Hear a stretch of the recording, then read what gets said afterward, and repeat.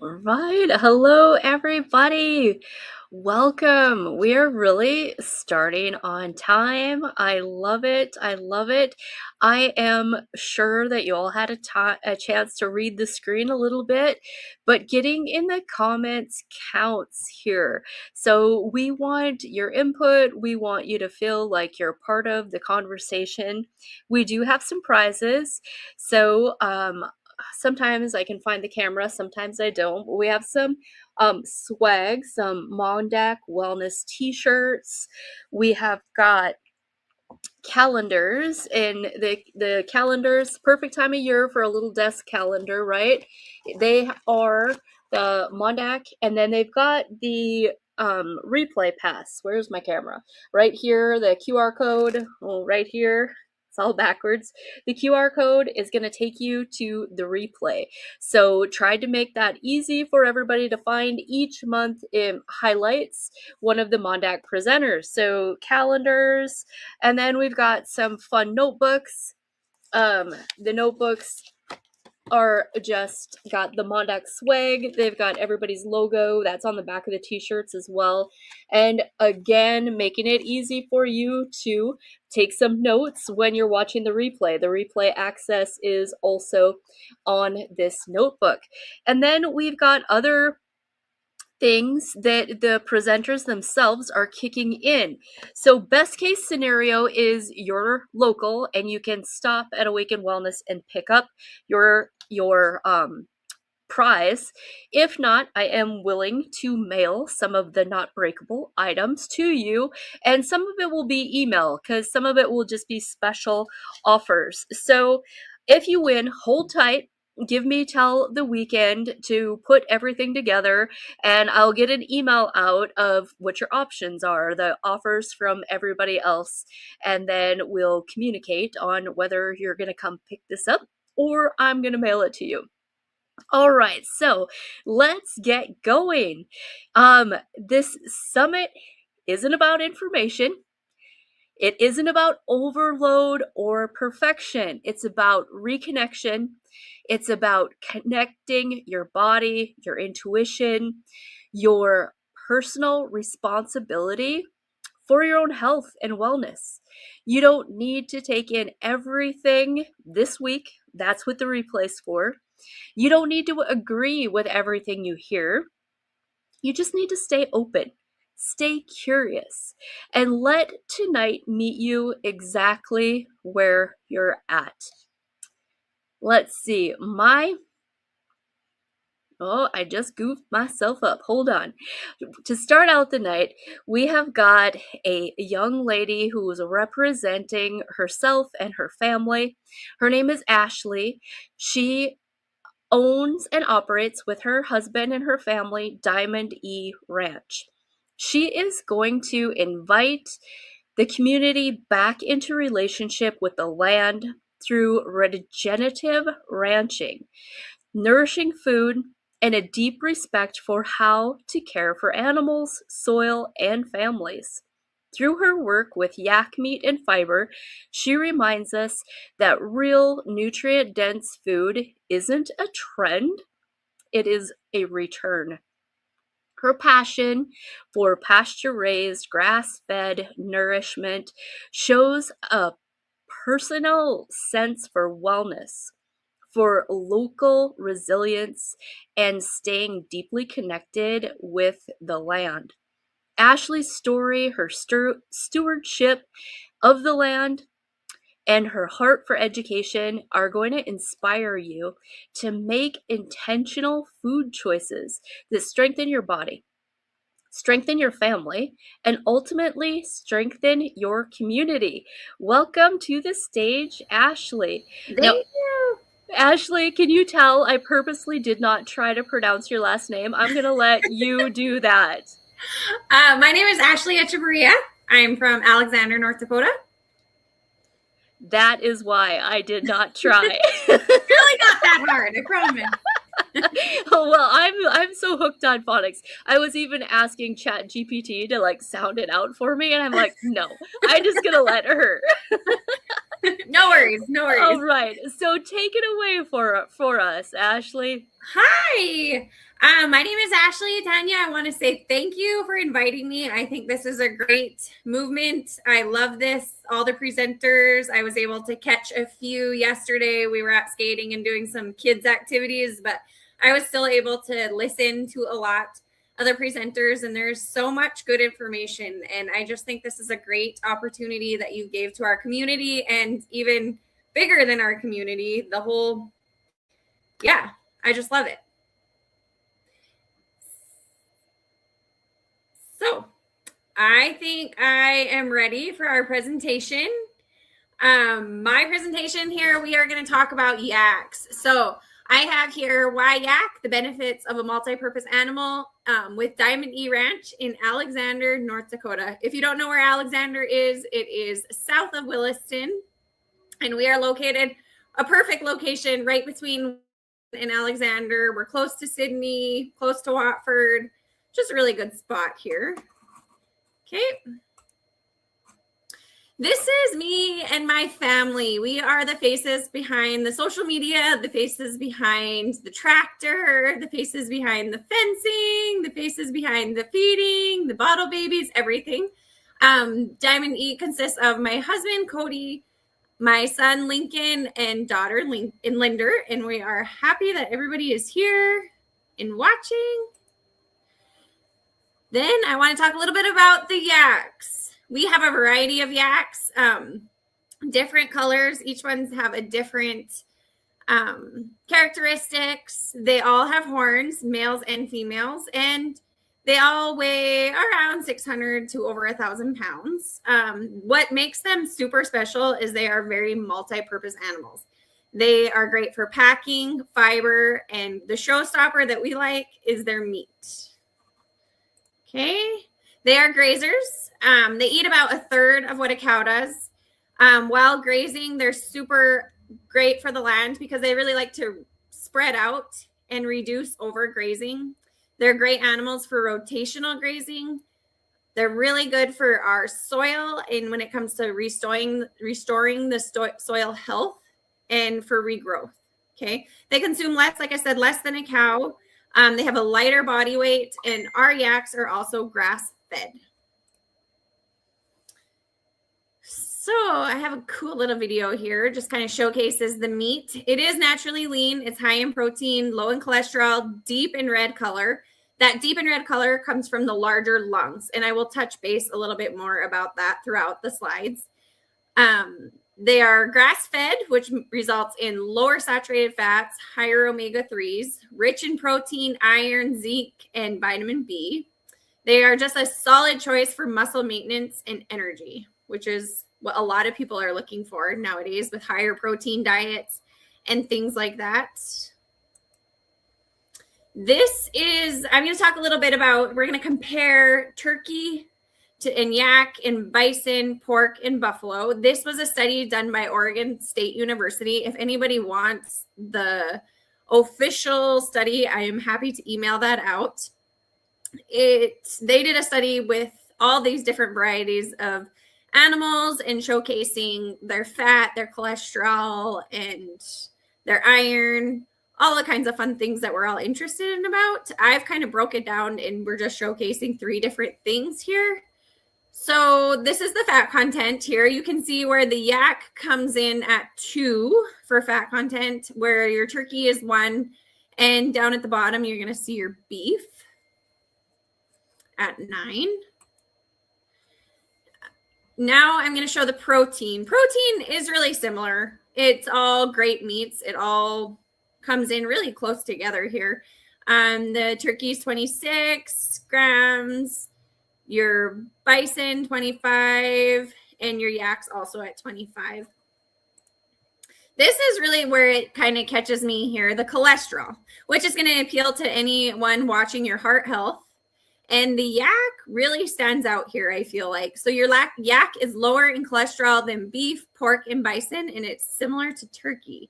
So that's for anybody who's on cholesterol meds or anybody who's been advised not to hit up the red meats. This is really going to help you get in your red meats and help with your lower cholesterol levels. And then here I've just, for the more visual person, I've added in all of those 3 things we just looked at and kind of broke it down by color so you can get a better visual of everything compared, all those 3 things. So yeah, your yak meat is going to deliver a higher quality protein, very comparable to beef and bison, with a significant less fat and lower cholesterol. Going to be a great heart healthy option. And fiber. So I didn't touch base, but the yaks are super multi-purpose animals. So we can use them for their meat and their fiber. Their fiber is brushed out in the spring, super soft, naturally soft. It's less likely to cause allergies. And in the spring, we comb them down, we save all that down fiber, and then we can take it to the processor, who will therefore spin it, get it into that fun ball of yarn for any crocheting, knitting, anything like that. It's going to be warmer than wool and softer than cashmere, which I just think is so awesome that there's so many different things that these animals are used for. This is a fun little video. These are my kids. Lincoln's leading Linder here. This is our yak named Indy. It's kind of a fun video. We don't do a lot of packing. We have goals set. We want to do some more packing with our animals, but they are great for packing. They can pack up to 200 to 300 pounds. They're efficient on oxygen, and they've been used for packing for thousands of years, especially in the Himalayan mountains where they originated. The yaks have a larger lung capacity. So in those areas, the Himalayan mountains, Mount Everest, things like that, they're used to pack supplies, to pack in and out, all kinds of fun things. Alexander altitude is 2,172.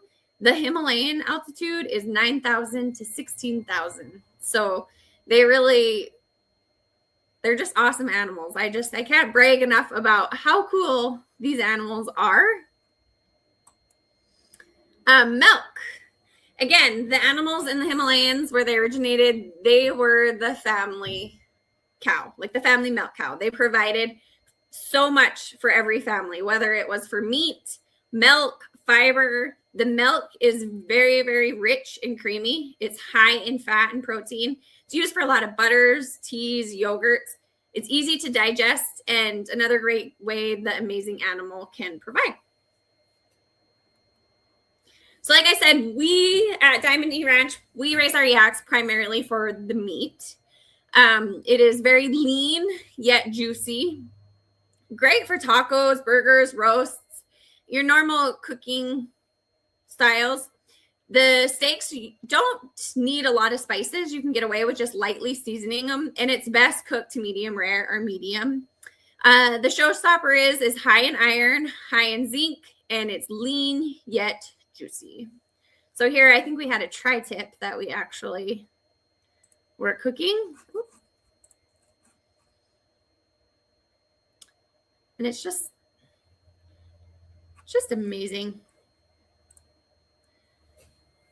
This is one of our customers that we've had. She actually was introduced to yak, I think in Washington, where Washington, Oregon, yak's a little bit bigger. Colorado, I feel like we're just kind of jumping on the bandwagon, which is fine.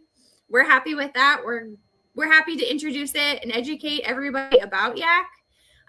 She was super excited when we showed up at the farmer's market, and she didn't know that we had yaks. And we get that a lot in our area.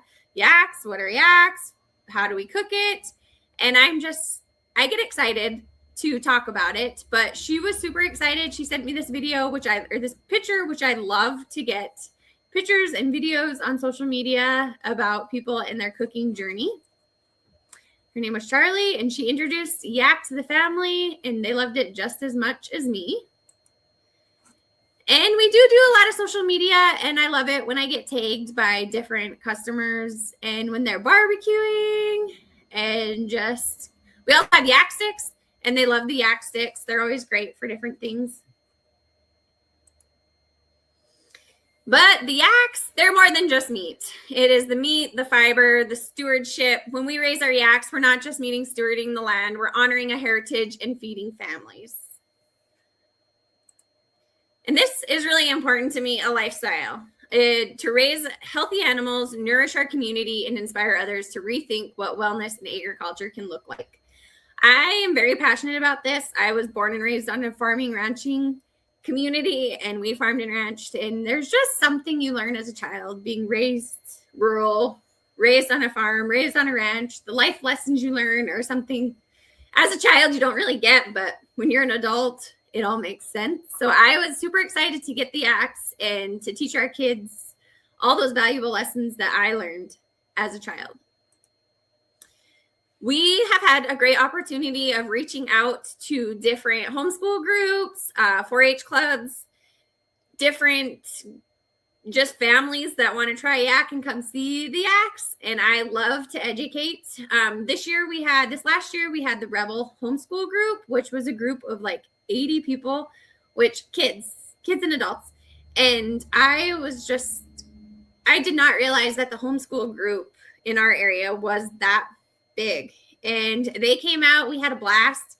We went for our tractor ride. We went and fed all the yaks. There's quite a few of them that will come up for treats. If you don't follow me on social media, I encourage you to do that because they are very different animals. They're not like a beef cow. They are very social. They're happy. They have very different personalities, each and every one of them. And we had this homeschool group out. We talked all things yak. It was fun. We talked about the fiber. They were able to feel the fiber. We talked about their meat. We went for a tractor ride. And that's one thing that I'm very passionate about is educating the young kids about agriculture, where our food comes from. I feel like there's nothing more important than sitting down and realizing where your food came from. And you raise those potatoes, where your food come from. It's just an accomplishment to know those things. And I enjoy that we're teaching our children. Our county is very good about, they do a egg in the classroom, which I love because it talks about all the different things in North Dakota. And I just think that's great to educate our kids. I've also had great opportunities from different photographers that have reached out to take pictures because they are really fun animals and they are fun to take pictures of. Crystal reached out. She lives in Watford City. She got up. We met at the ranch at 6:00 in the morning and we caught those sunrise pictures and it was just fun. It was really special. And I was so glad that she reached out to me to see those. I feel like I'm just kind of whizzing right through this here, but I just want everyone to know that to stop and support your local ranchers. Go visit your farmers markets. Go make those connections. Know where your food comes from. I feel like the grass is always greener where you water it, and what we feed our bodies and our land matters. And this yak meat has awesome health benefits, and I just want the whole community to come together and realize that there's a lot of different options out there. And if it just takes a conversation. And the farmers market, we do go to the farmers markets. You'll find me and my mom. She's always around to help. And my daughter and my kids. And my husband's there loading up the freezer. And we go to the Williston farmers market and the Watford farmers market. I kind of want to branch out to a few more, but we'll see how that goes in the spring. My Instagram tag is there. I'm also on Facebook. And you can always reach me, my cell phone, email, or just reach out and stop by. And that's all I have for a slide.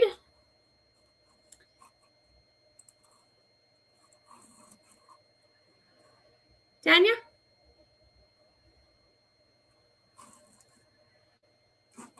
Oh, I can't hear you. Yeah. All right. Questions, guys. That was so good, Ahshley. I just love her graphics and those cute yaks. My daughter-in-law, she's in the comments, she's already got the funny farm going and she's like, oh no, this probably means I need a yak. I love it. I love it too. I think that was super interesting what you said about them needing less grass than beef. Say that again. They eat about a third of what a cow does. Wow. So when you size them out before butcher, what's their pre-butcher weight?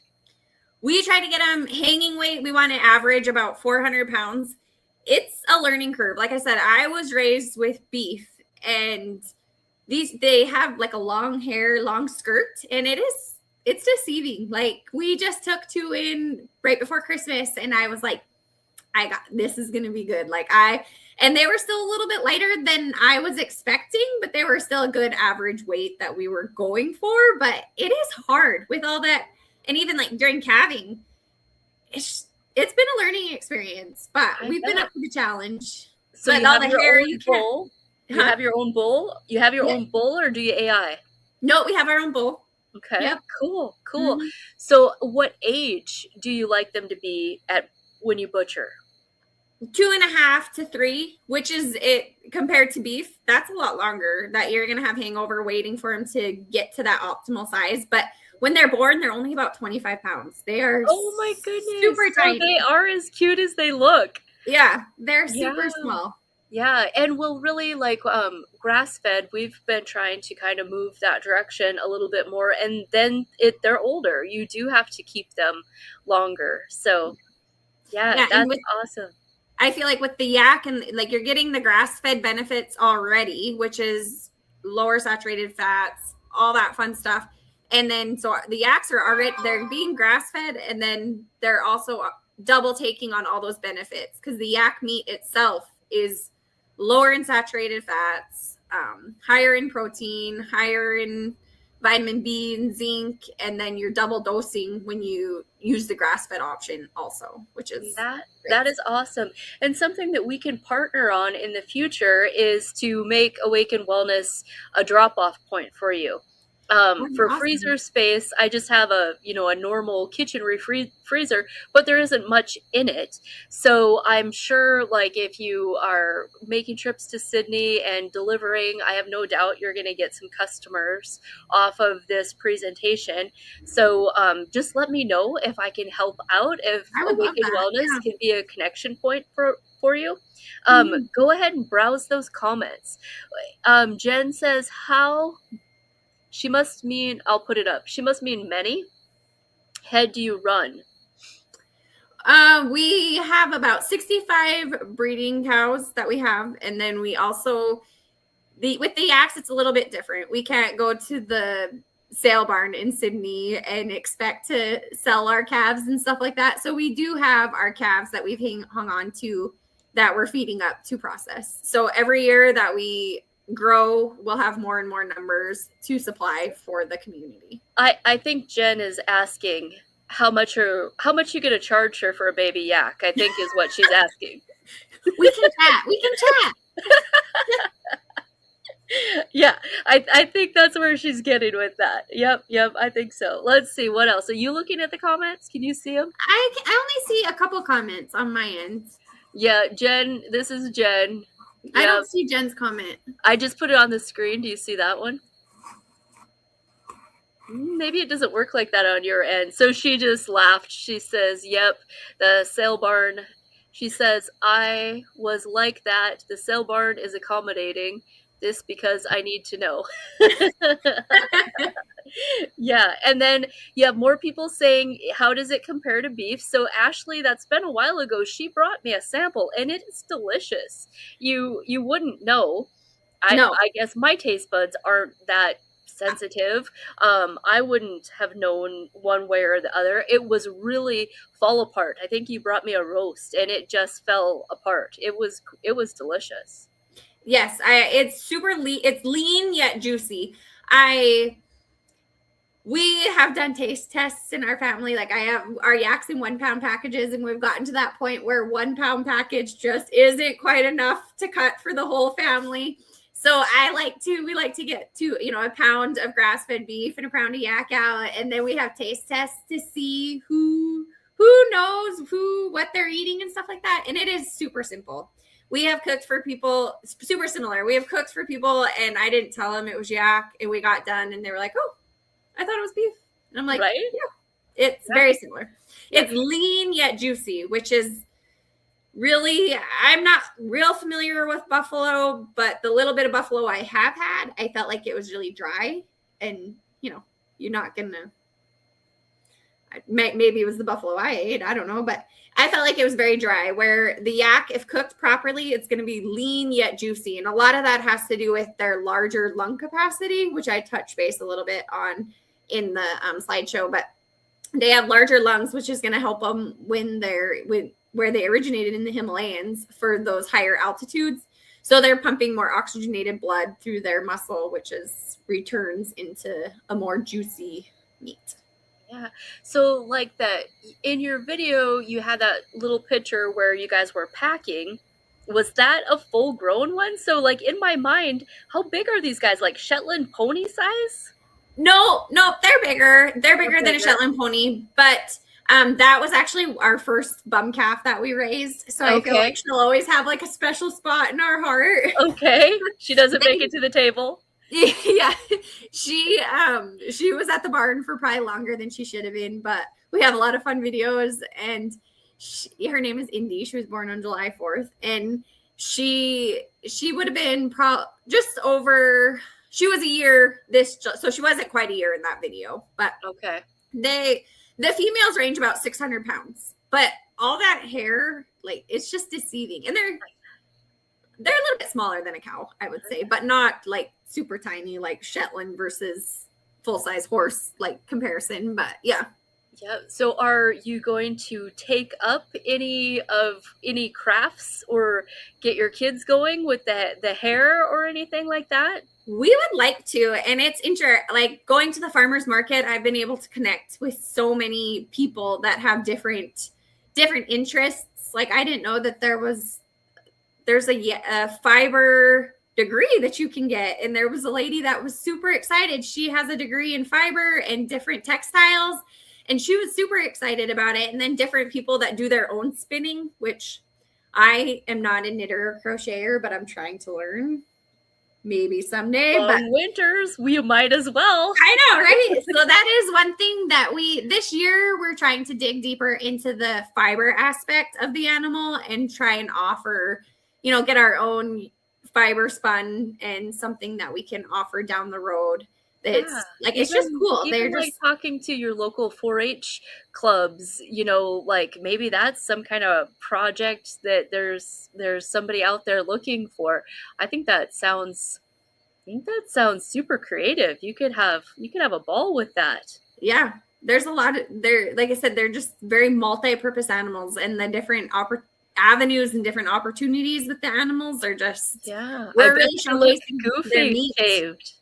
I bet they look goofy shaved.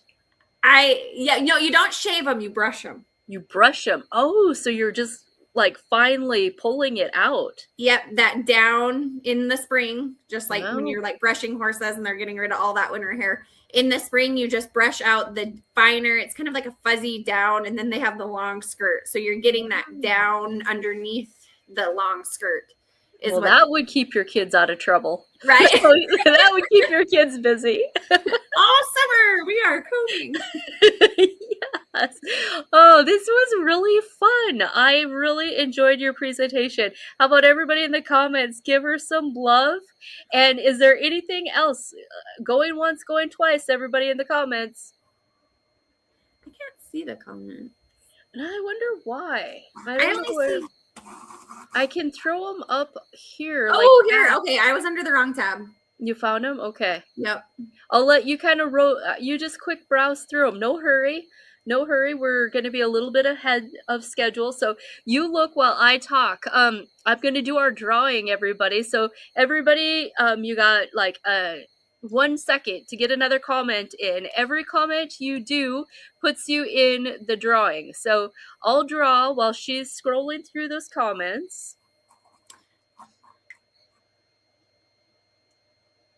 I see a lot of different things about 4-H and different crafts here. I have somebody that did ask, what made you draw the first thing to get your first jack? It was not on our bucket list. We did not. It was one of those things that God just it was presented to us, and we did a little bit of homework, and then we rolled with it pretty quick. They are something I did not know was even available to our area like that. And we're super excited about them now. We are hooked on yaks and we won't be going back. Yakety yak. They were something I didn't know I needed in my life, but we're pretty excited about them now. That is And cool. Do they yeah, cross with anything? Do you crossbreed them at all? we have never, but they have in the United States. It's kind of like if they're not fertile, if you cross them, like kind of like a Oh, donkey, sure, like a like that. mule or something. Yep, Mm-hmm. yep, Mm-hmm. yep. I can see that. I can see that. All right, this was so cool. The winner was Linda Moore. Linda Moore, are you still here with us? Right. So, Linda, I don't know where you're from. If you're from Sydney, and if you were here for my education on the prizes, we're gonna hold everything at least until the weekend until I get organized. Pickup at Awaken Wellness is preferred, but I can mail. Um, what are you bringing in for the swag bags? Some coupons All on yak right, meat. there you Yeah, go. There yeah. you go. There's Stacy here. She was a little bit late to the party. She's says, "Is it like eating beef?" You want ahead and go ahead and answer her quick again. Very similar to beef. Very similar to beef. It is has a lot of the same health benefits as buffalo. It's lean yet juicy, where I feel like buffalo can kind of tend to dry out a little bit faster. Somebody did ask about cooking. The one thing with the larger lung capacity, it pumps more oxygenated blood through the muscle there. So it starts out a little bit redder. So when you're cooking it, you don't want to cook it past medium rare, which is going to be basically done, but it starts out a little bit redder than your average beef, I guess, if it kind of makes sense. It's very little bit deeper in color because of those larger lung capacities. So if you cooked it past your medium rare medium, then it will dry out a little bit.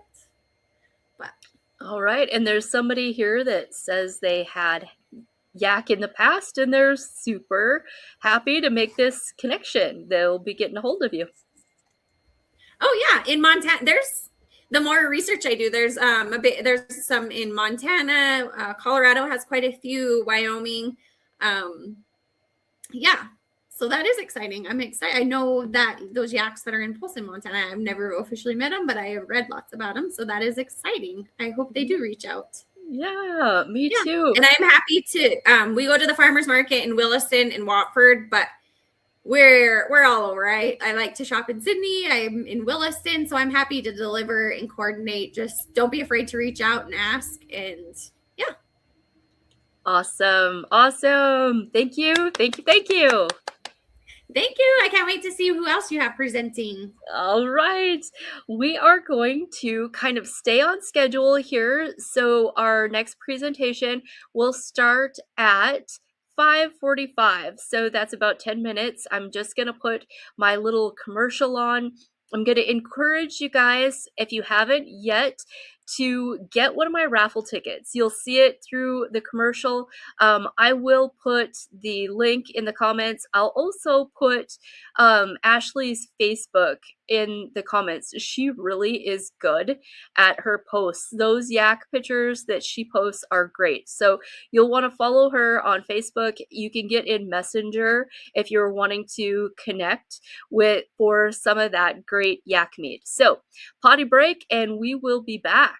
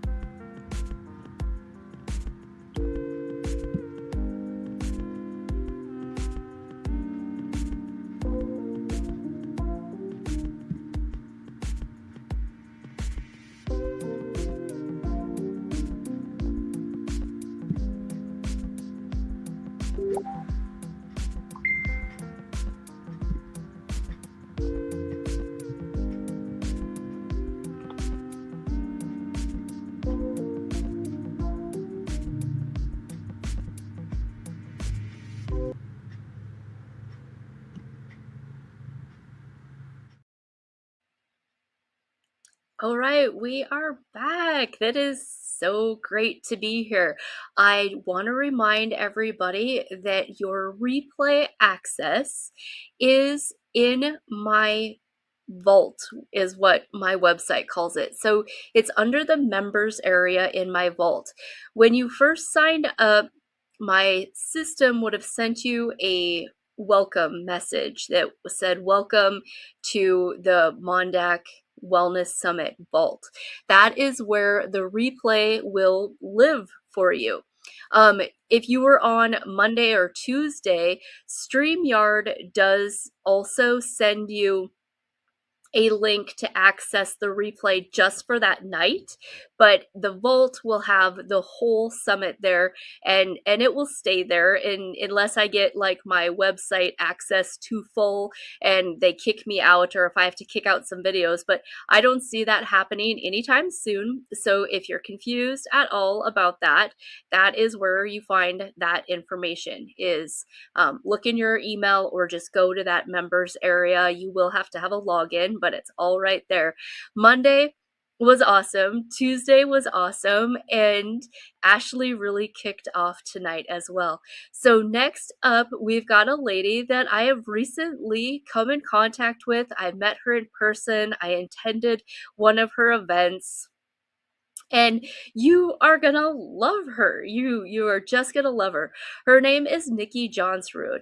She is a mindset and growth coach, and she is the heart behind Cope Consulting, where she helps women reconnect with themselves and with each other through honest conversation, storytelling, and community.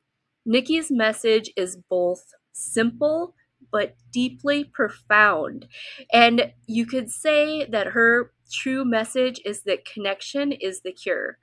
Her work is shaped by her own journey through profound grief and personal rebuilding, giving her a rare ability to meet women right where they are, especially those who have spent years putting everyone else first.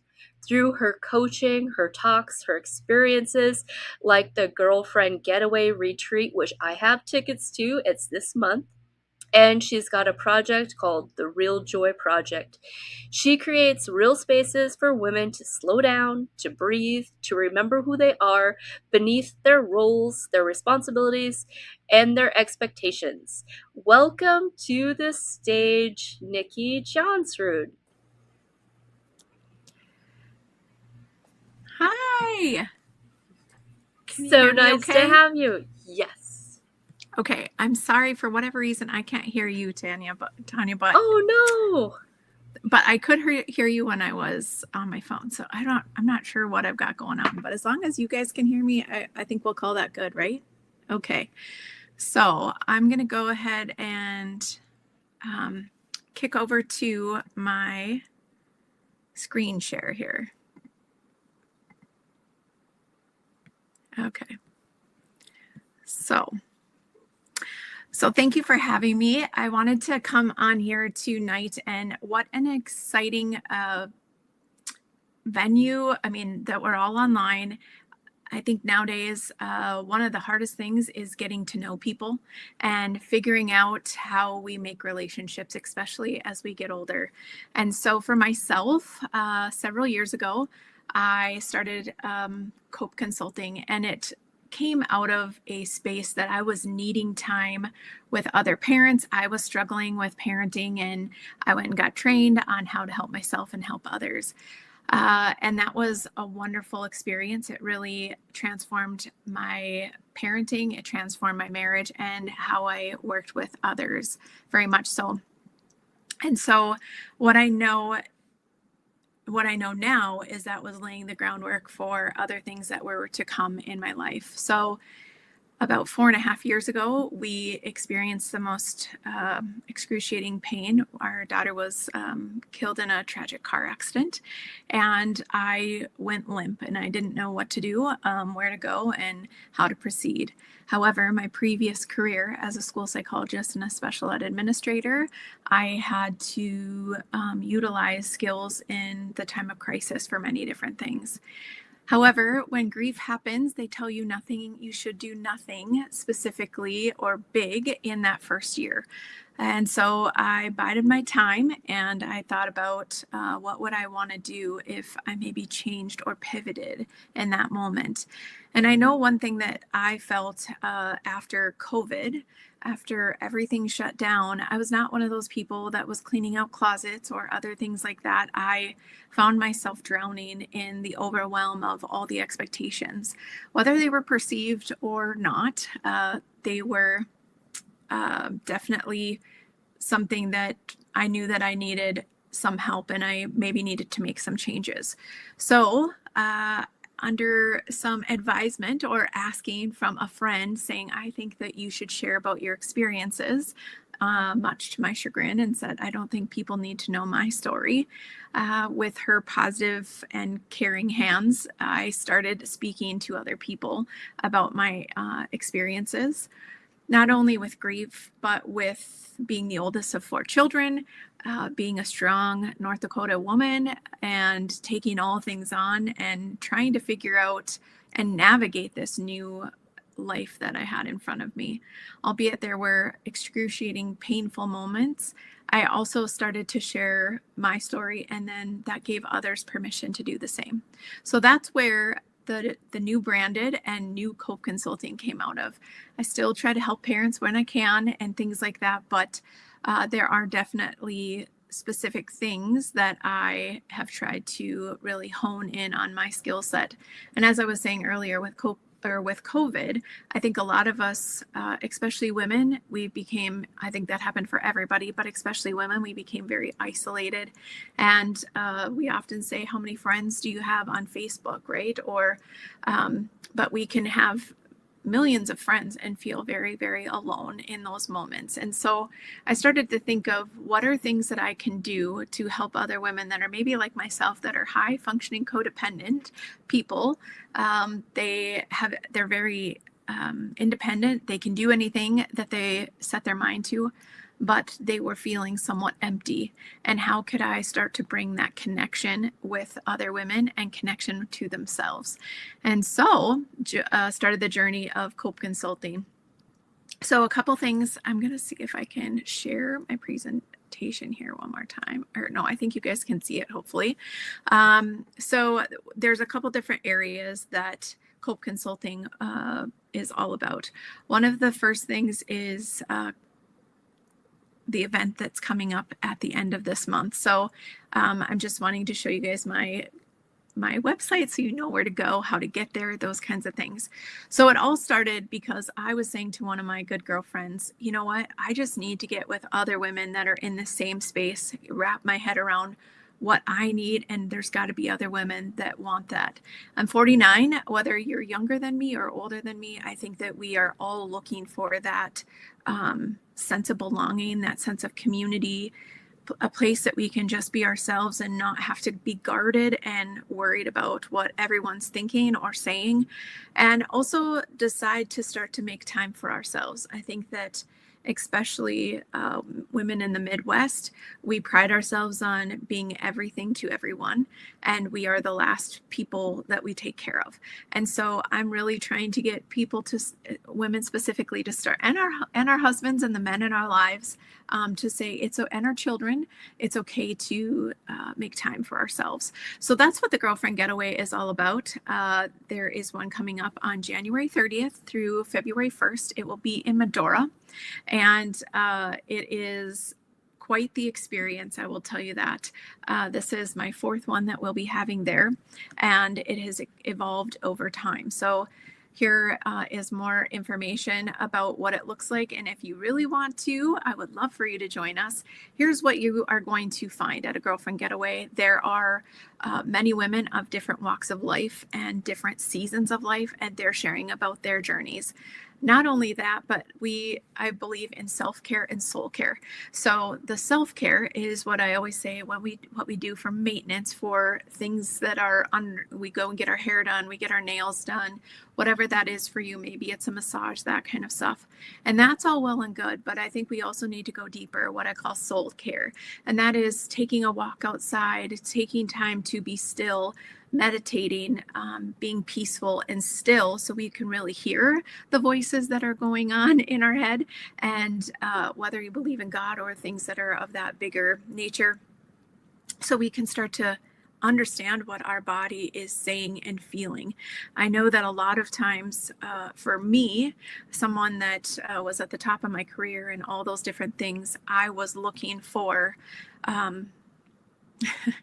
I was looking for other people's approval. And I finally figured out that no one was coming to save me. I had to save myself. So with the Girlfriend Getaway, you have multiple keynote speakers, starting out with myself on Friday night, then multiple speakers throughout the day on Saturday, and then we end with a keynote speaker on Sunday morning. However, there are other things that are added into that. We also have that self-care. So there's facials and massages and Reiki that you can go to if you so choose to.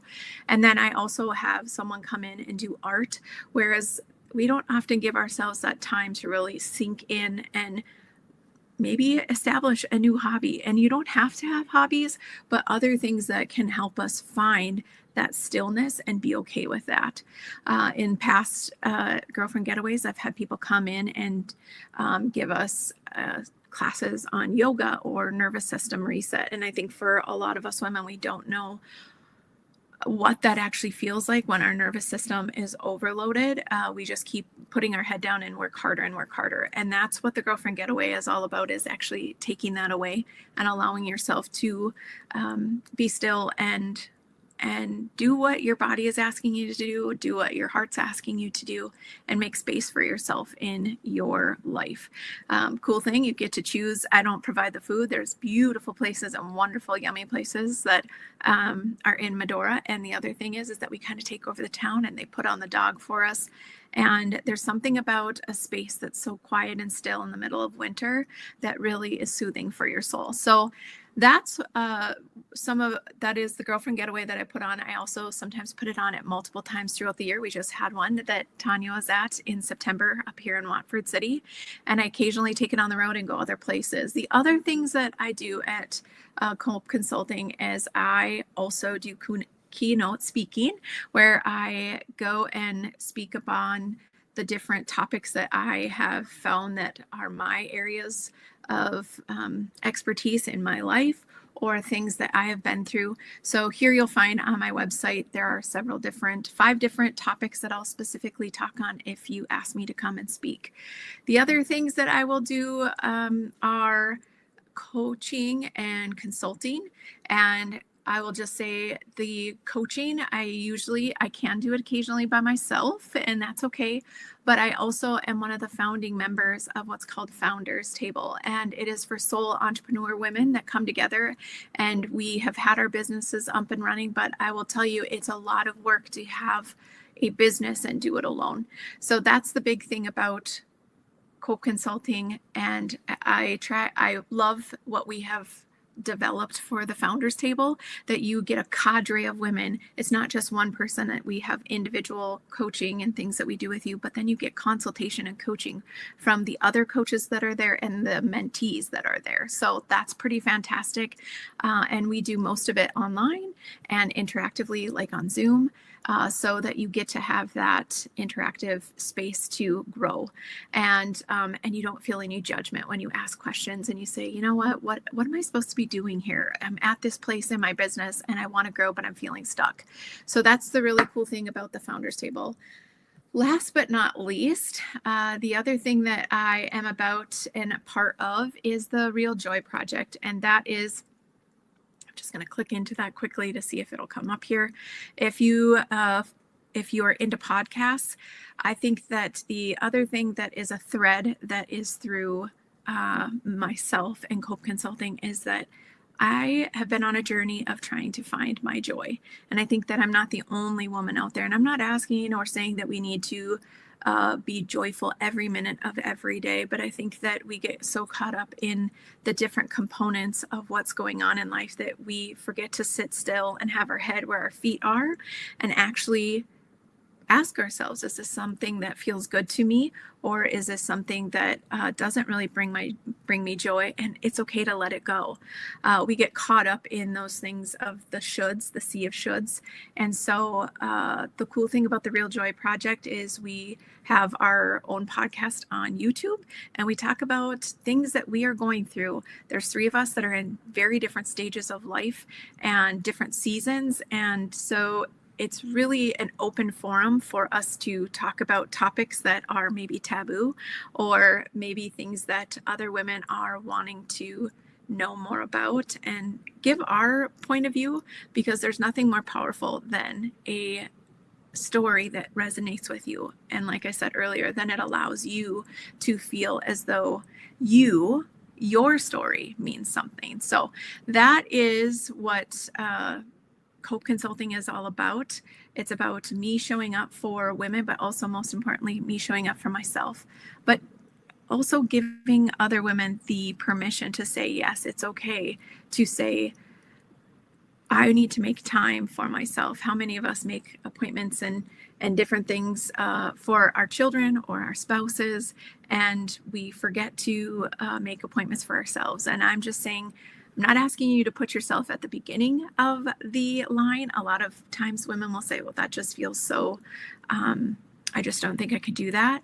And then other people realize that for too long, they have allowed themselves to, their silence has been detrimental to their mental health and their physical health. And I remember saying to myself years ago, as I had younger children, that when my kids were gone, I would then take care of myself.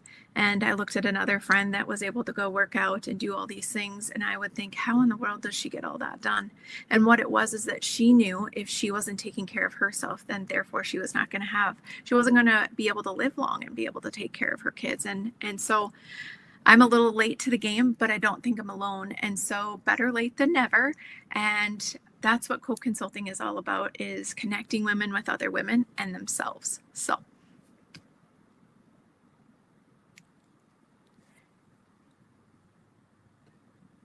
now I'm going to try and hopefully hear you, Tanya. Yeah. Oh, there you are. Well, you can hear me now? Yes. Well, great. All right. Is there any questions for Nikki? Everybody's loving in the comments. I don't know if you were able to read them, or if you want to quick kind of scroll through them and see what's going on. I'm super excited about going to the girlfriend getaway. And, I probably can't completely just leave my cell phone at home, but I can leave it in the room.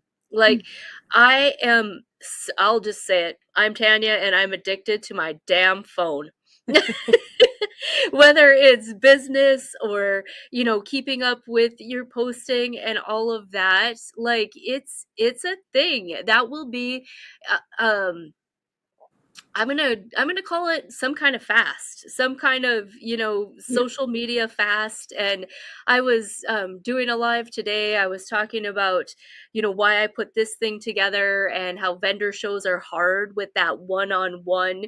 Like, I'm cool talking to the camera all day, but you put me in a real room with real people, and I'm like, you kind of forget how to interact. We used to have Tupperware parties.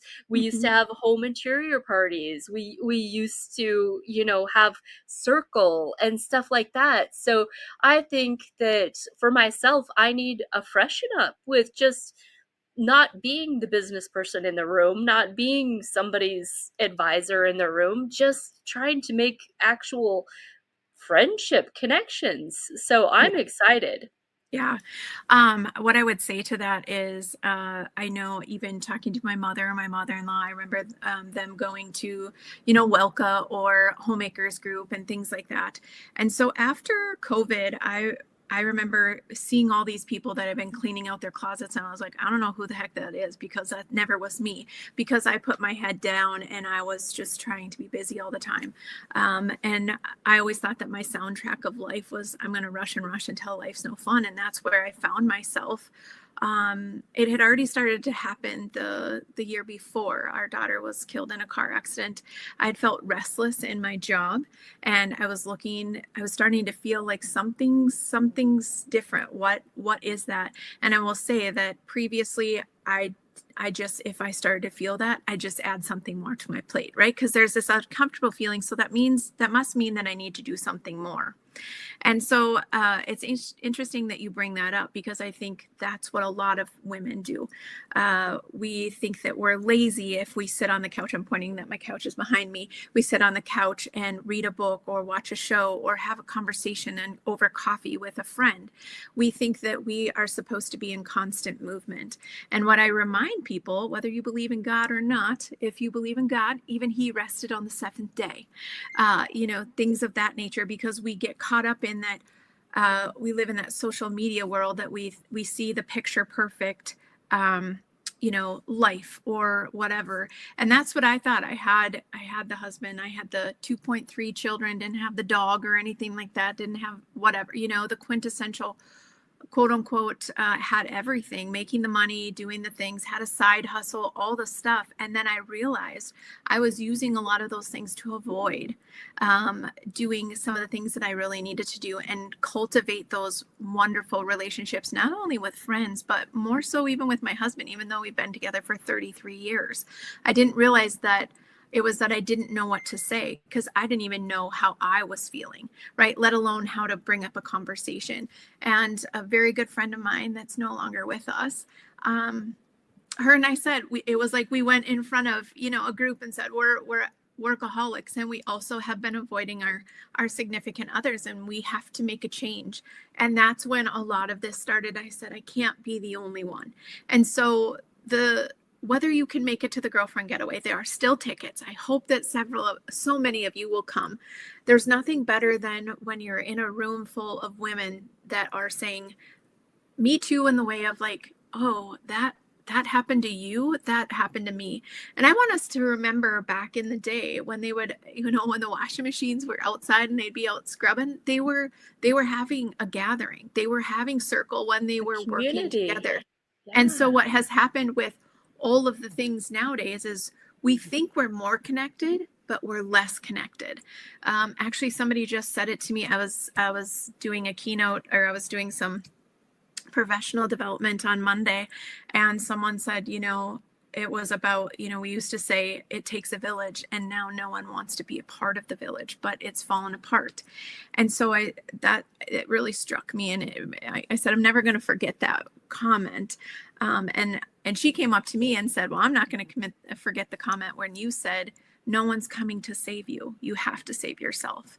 And I remember somebody saying to me along the way, you just need to slow down, Nick, just slow down. I'm like, well, what 1-800 number do I need to call to tell them to take their foot off the gas and put it on the brake?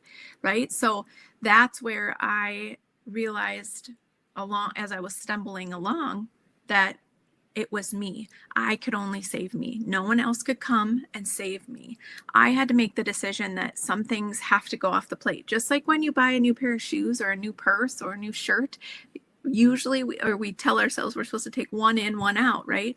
And it's the same thing for the things that are on our plate. So I see some comments here, like, where do we get tickets? If you go to my website, and I know Tanya put it on there, so I'll put it back in here in the link. You go to my website and it says events, and go down to the 3-day girlfriend getaway, and there you say where it says save your seat. And you can choose to go to all the keynote speakers, which is the ticket is $299 for the 3-day event, or you can choose to add on those self-care and those individual sessions where you can have a facial. Last year was the first time I added the facials. So many women came out of there. We could have taken a video. They came out like zombies, because so many of them had never taken the time to give themselves to be able to go and have a facial. And they just sat in the chair for 15-20 minutes afterwards and said, that was life-changing. I've got to do that again. So you can choose to do that. You can have a massage. You can go to Reiki.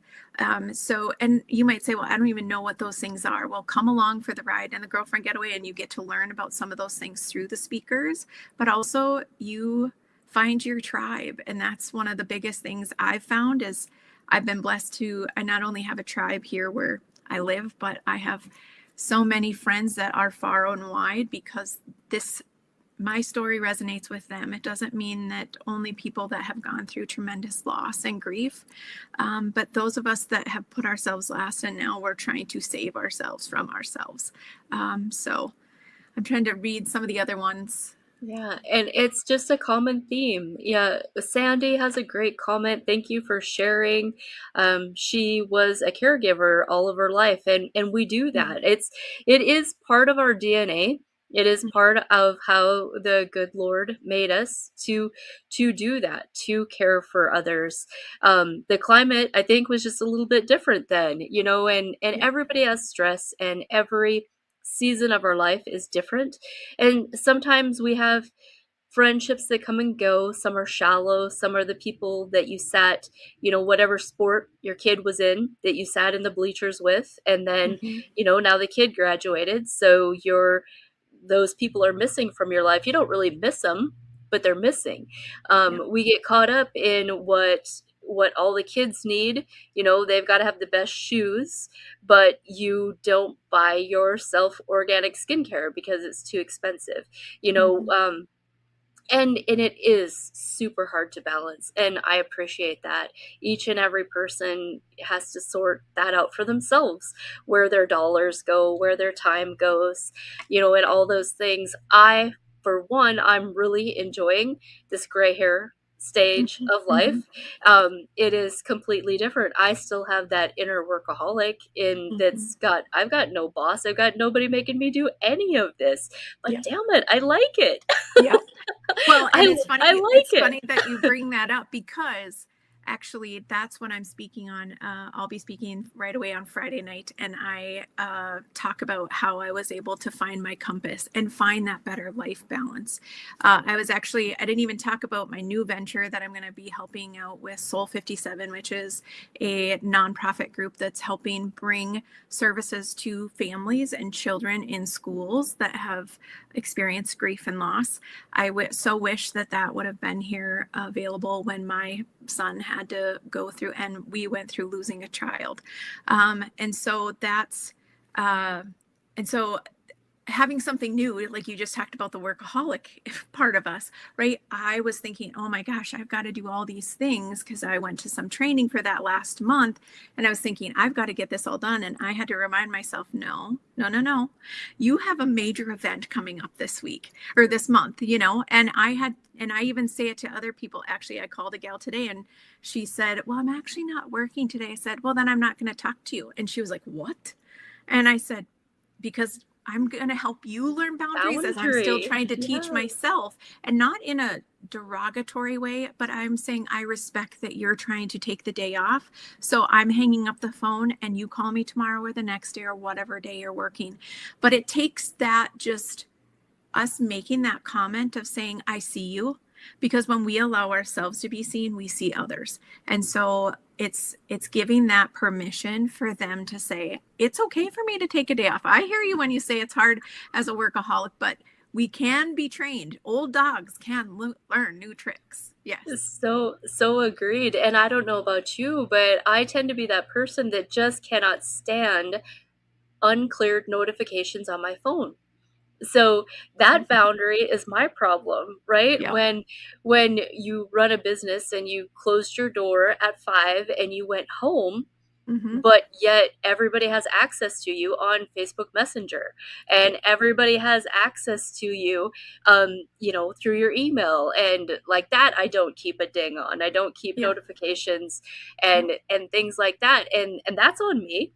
That's on me to say this will wait till tomorrow, but then you get to work and your plate is full there. So it is. It's a struggle. Balance is a struggle. Balance is a struggle, but I have taught myself how to, and I teach that in some of the conversations and the keynotes that I teach about when they come and ask me to speak, as I talk about how to let go of some of that, because I will say that I am a control freak. So I took off, if I show you right now, you can't even see, it doesn't even show on my phone how many emails are unread, because I took that off in the last couple of years. I took off the notifications, even though so much of my job now, my consulting business, is based on social media and things like that.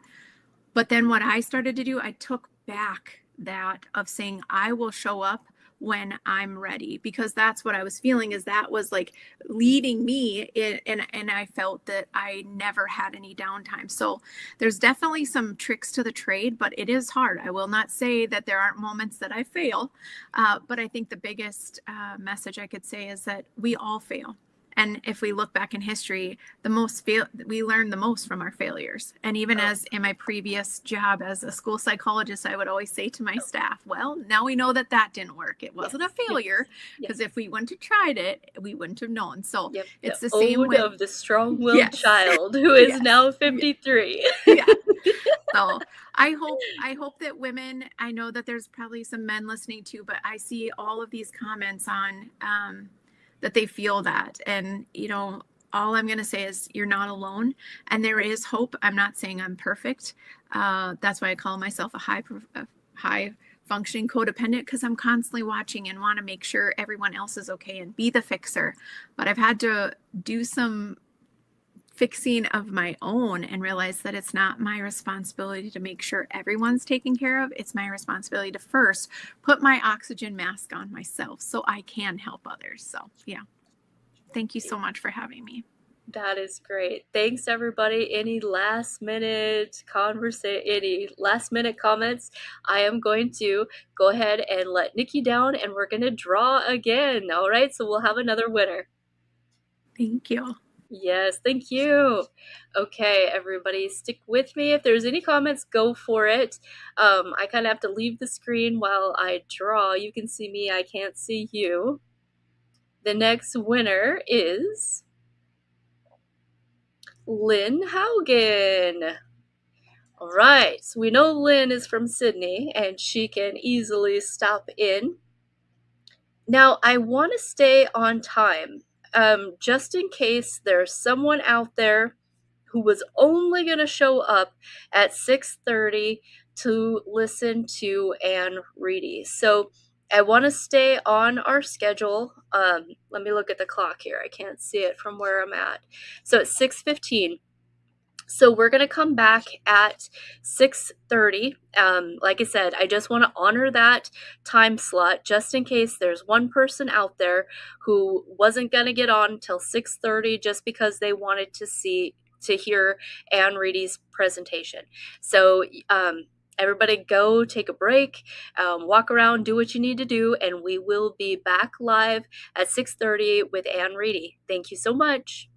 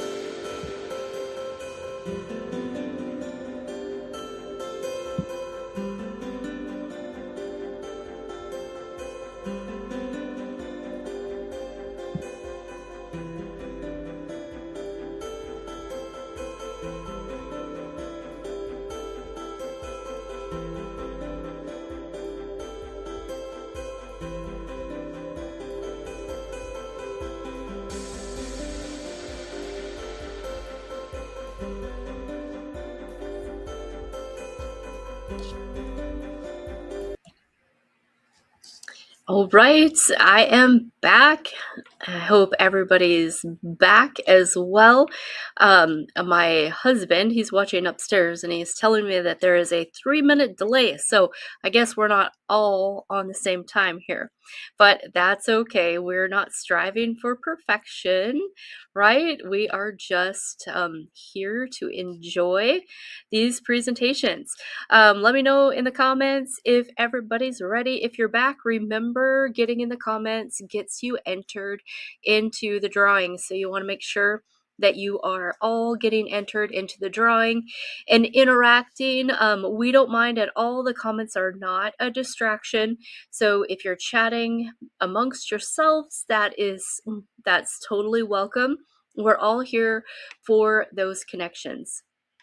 Now, our next guest is Riedy. Riedy is someone who I have got a little bit more connection with, like connection that goes way back. We've recently become reacquainted as colleagues, but I was way back when we were from the same small town, and I was her flower girl in her wedding. So how interesting is that? And what she's got going on is fabulous. You are going to love what she has to say. She helps women reset and restore their autonomic nervous system so they can finally step out of fight and flight into deep calm, clarity, and healing. She also is a former registered nurse who personally has navigated her own autoimmune symptoms like fibromyalgia and knows firsthand what it's like to live in a body that is stuck in survival mode. Through nutrition, root cause healing, energy work, and mindset practices, Anne has rebuilt her health from the inside out. Today, she teaches women how powerfully they truly are, how to regulate their nervous system, to reconnect with their feminine energy, and cultivate peace when life feels chaotic. In her MonDak wellness session, she will guide us through simple practical exercises to find that instant calm. Welcome to the stage, Anne Riedy. Hi, everyone. Welcome. Tanya, before you leave, I'll tell you when to put on my PowerPoint, but I don't want you to leave quite yet. Okay. I just want to tell you I'm writing a memoir, and I was looking at pictures like when I was a child, some black and white pictures that were taken around our farm, and I ran across our wedding pictures. And I was looking for them right before this presentation so I could show people. You're such a girl, and I was 18 when I got married, and anyway, it was really fun to see that picture, and I was hugging you, and you're just so little. Anyway. Yes. Yeah, that of course it seems like a lifetime ago. I mean, in a sense it was. Yeah. It was. All right, I'm going to leave. I'll leave you to it. Let me know when you want your slides up. Okay. So the name of my presentation is Calm is Cure. And last night I had this revelation that I wanted to change things up a little bit. So I am here to empower you, as men and as women, to really love yourself and really get to know yourself in this crazy busy world that we live in with schedules and just a go atmosphere. And we do find it hard to take time for self-care, to take care of ourselves. I so appreciated Nikki's presentation. It was so good. I truly believe that we are here, everyone is here for expansion and fuller expression of who we are. And so I want to read something from a book that I have been reading over and over again, and it has just spoken to me a lot. And it's called This Thing Called You by Ernest Holmes. And I just want to read a little bit of it and some inspiring words that he has to say for you to embody. So you and I, like all others, are seeking the joy of living. We wish to be needed, to be loved, to be included in the great drama of life. This urge is in every individual. It is also in everything. The rose exists to express beauty. Root and branch conspire with nature to give birth to blossom. An artist will starve in his garret that he may chisel an angelic form from a slab of marble, compelling the unyielding substance to accept his breath of creation. Life has entered into you and I, and with it, this irresistible impulse to create. It is because that we have these irresistible urges, these longings to live more fully, the feeling that life belongs to us. There is something within you and I beyond all doubt and fear, something which has never been limited by your acts or destroyed by your feelings. This is the only something that can make you whole. I love this so much. This whole book is very inspiring, and I'm going to read a little bit more out of it.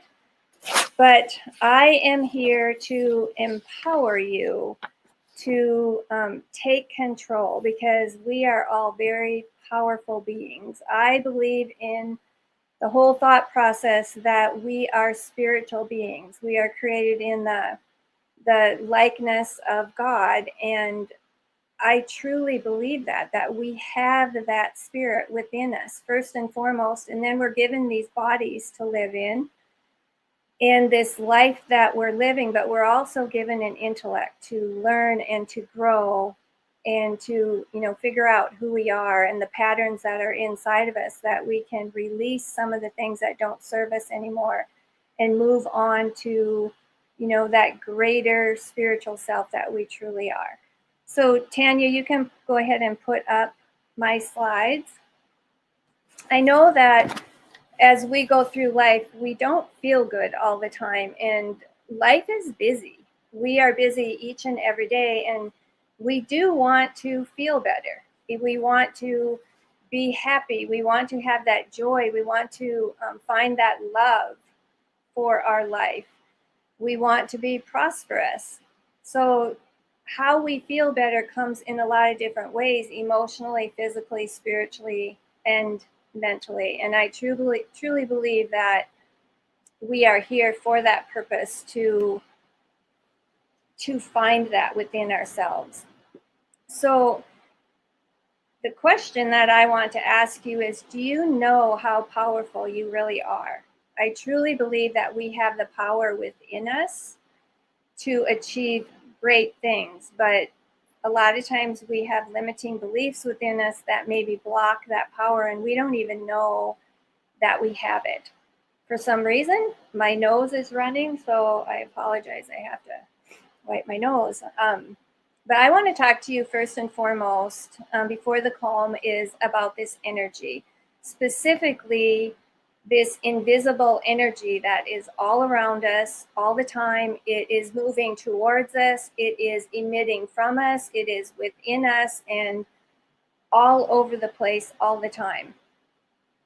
I have a spa in my house, and working as a registered nurse, everything is about, if there's a test or an x-ray or something, if you can see it, then it's there. But there's this power within us, this spiritual energy within us, that if we can tap into it, and how we get there is through the calm, it's through the self-care, it's through taking a step back and listening to that still small voice inside of us, because the answers are always there. We are part of this universal consciousness, God consciousness.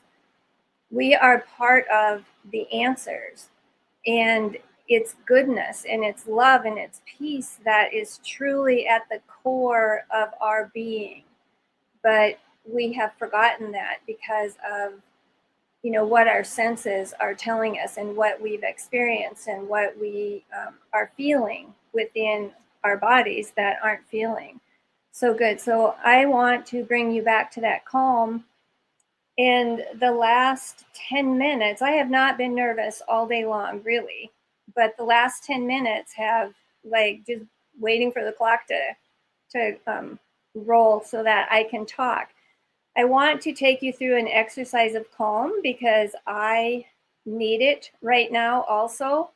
And so just think about, you can do this at any time. If life is chaotic, if you're busy at work and things just seem to not be moving in the direction that you want, you can just take a few minutes and do this. So I would like you to put one hand on your heart, one hand on your belly, close your eyes, and just take a deep, long belly breath in through your nose.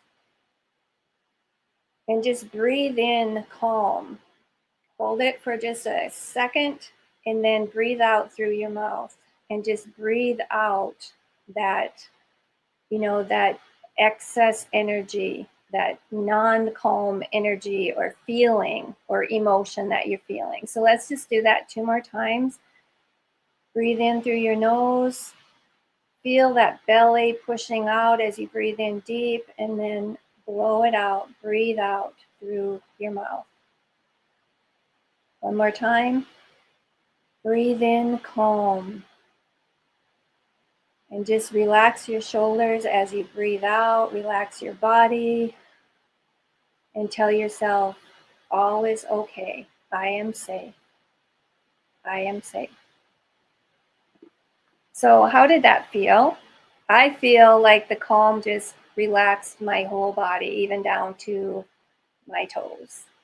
And you can do that. I know people that actually even put an app on their phone that will ring like a little tiny ding every so often, however often they set it for, just to remind themselves to breathe and to relax. Because I think that a lot of times we live in a tense position. We're always trying to figure things out and do. And all of that is masculine type energy, which has nothing to do with male and female. But energy is everywhere, and it's in everything. It's in this desk. And if it's everywhere, it's in us and it's through us. And even our thoughts, I'm getting mixed up a little bit because I'm trying to use my arrows on my computer, and I have to not do that because the slide is here. Our thoughts are energy. And thoughts are very, very, very powerful source of energy. And I don't know if any of you guys know that, but I truly believe in the law of attraction. And I believe that the things that we think about, the dominant thoughts that we're thinking about all day long, if they're not good thoughts, we are going to attract more of that to us the next day. And so to become very aware of what we are thinking. And I read this book. It was called The Untethered Soul by Michael Singer. This book changed my life about thinking about awareness, because we're all aware of the things around us, the things that our 5 senses tell us, what we see, hear, feel, touch, and smell. But there's a deeper awareness within us that we can tap into. And how Michael Singer told us to start that process, and I had never done this before, was to go look in the mirror and to become very aware of what you're saying to yourself, your thoughts, when you're looking in the mirror. And he said, are you looking in the mirror and saying, oh, hi, beautiful, you are so beautiful, I love you so much, look at that body, wow? Or are you saying, oh man, I got spots on my face, my hair's a mess, oh, this body, I don't know why I can't lose weight, on and on, things like that. And as I did that, I was kind of shocked, because it's just life. Like, your thoughts come and they go and they cause problems. They never shut up. But I never really stood back away from that and actually listened to what I was saying. And one day in the mirror, I told that person, I'm like, I wouldn't even like you. If you were my friend and a friend treated me like that, I wouldn't ever want to be hanging around with them ever. And so the book was comical to me, because it made me very aware of how negative I was towards myself, sometimes with, body image and, different things when I looked in the mirror. So that was a really, we call it beautiful awarenesses, instead of, getting down on yourself and beating yourself up even more. It's a beautiful awareness that, okay, I'm going to change this. I am going to tell myself that I love you, and, pick out the positive things about you in the mirror, that, that image in the mirror, so that more of that can come towards me with this law of attraction. What you put out will come back. I've been doing a lot of coaching with different people, they're my coach. So I'm paying them to coach me, and I'm finding out a lot about me. And it's an amazing subject when you start learning about yourself, and you can learn some really, really deep things about yourself when you start doing that studying. And it's all very positive. Sometimes it's things that you are aware of. I call it really thinking about how are you reacting to life, because things happen in our life that cause us to have really strong emotions and feelings that maybe cause us to like not be able to, you know, do our job properly or whatever. And these emotions, a lot of times that stop us in our tracks, are negative emotions. And when you stop to become aware of why am I feeling this way? Like what triggered it in my life? Sometimes it's really negative and you don't want to, you know, be authentic and tell anybody about it. It's like your secret self in there that is coming out. But what I learned through these coaching programs that I took, that instead of looking at it as a bad trait or something in you that you don't like, look at it as contrast. Beautiful, beautiful, beautiful awareness that is coming out, because if you don't even know it's there, you don't know what you don't know. You don't know that you could even change it. So I'm going to give you a real simple example. When I started coaching, I've probably told people that I am an introvert and I am shy.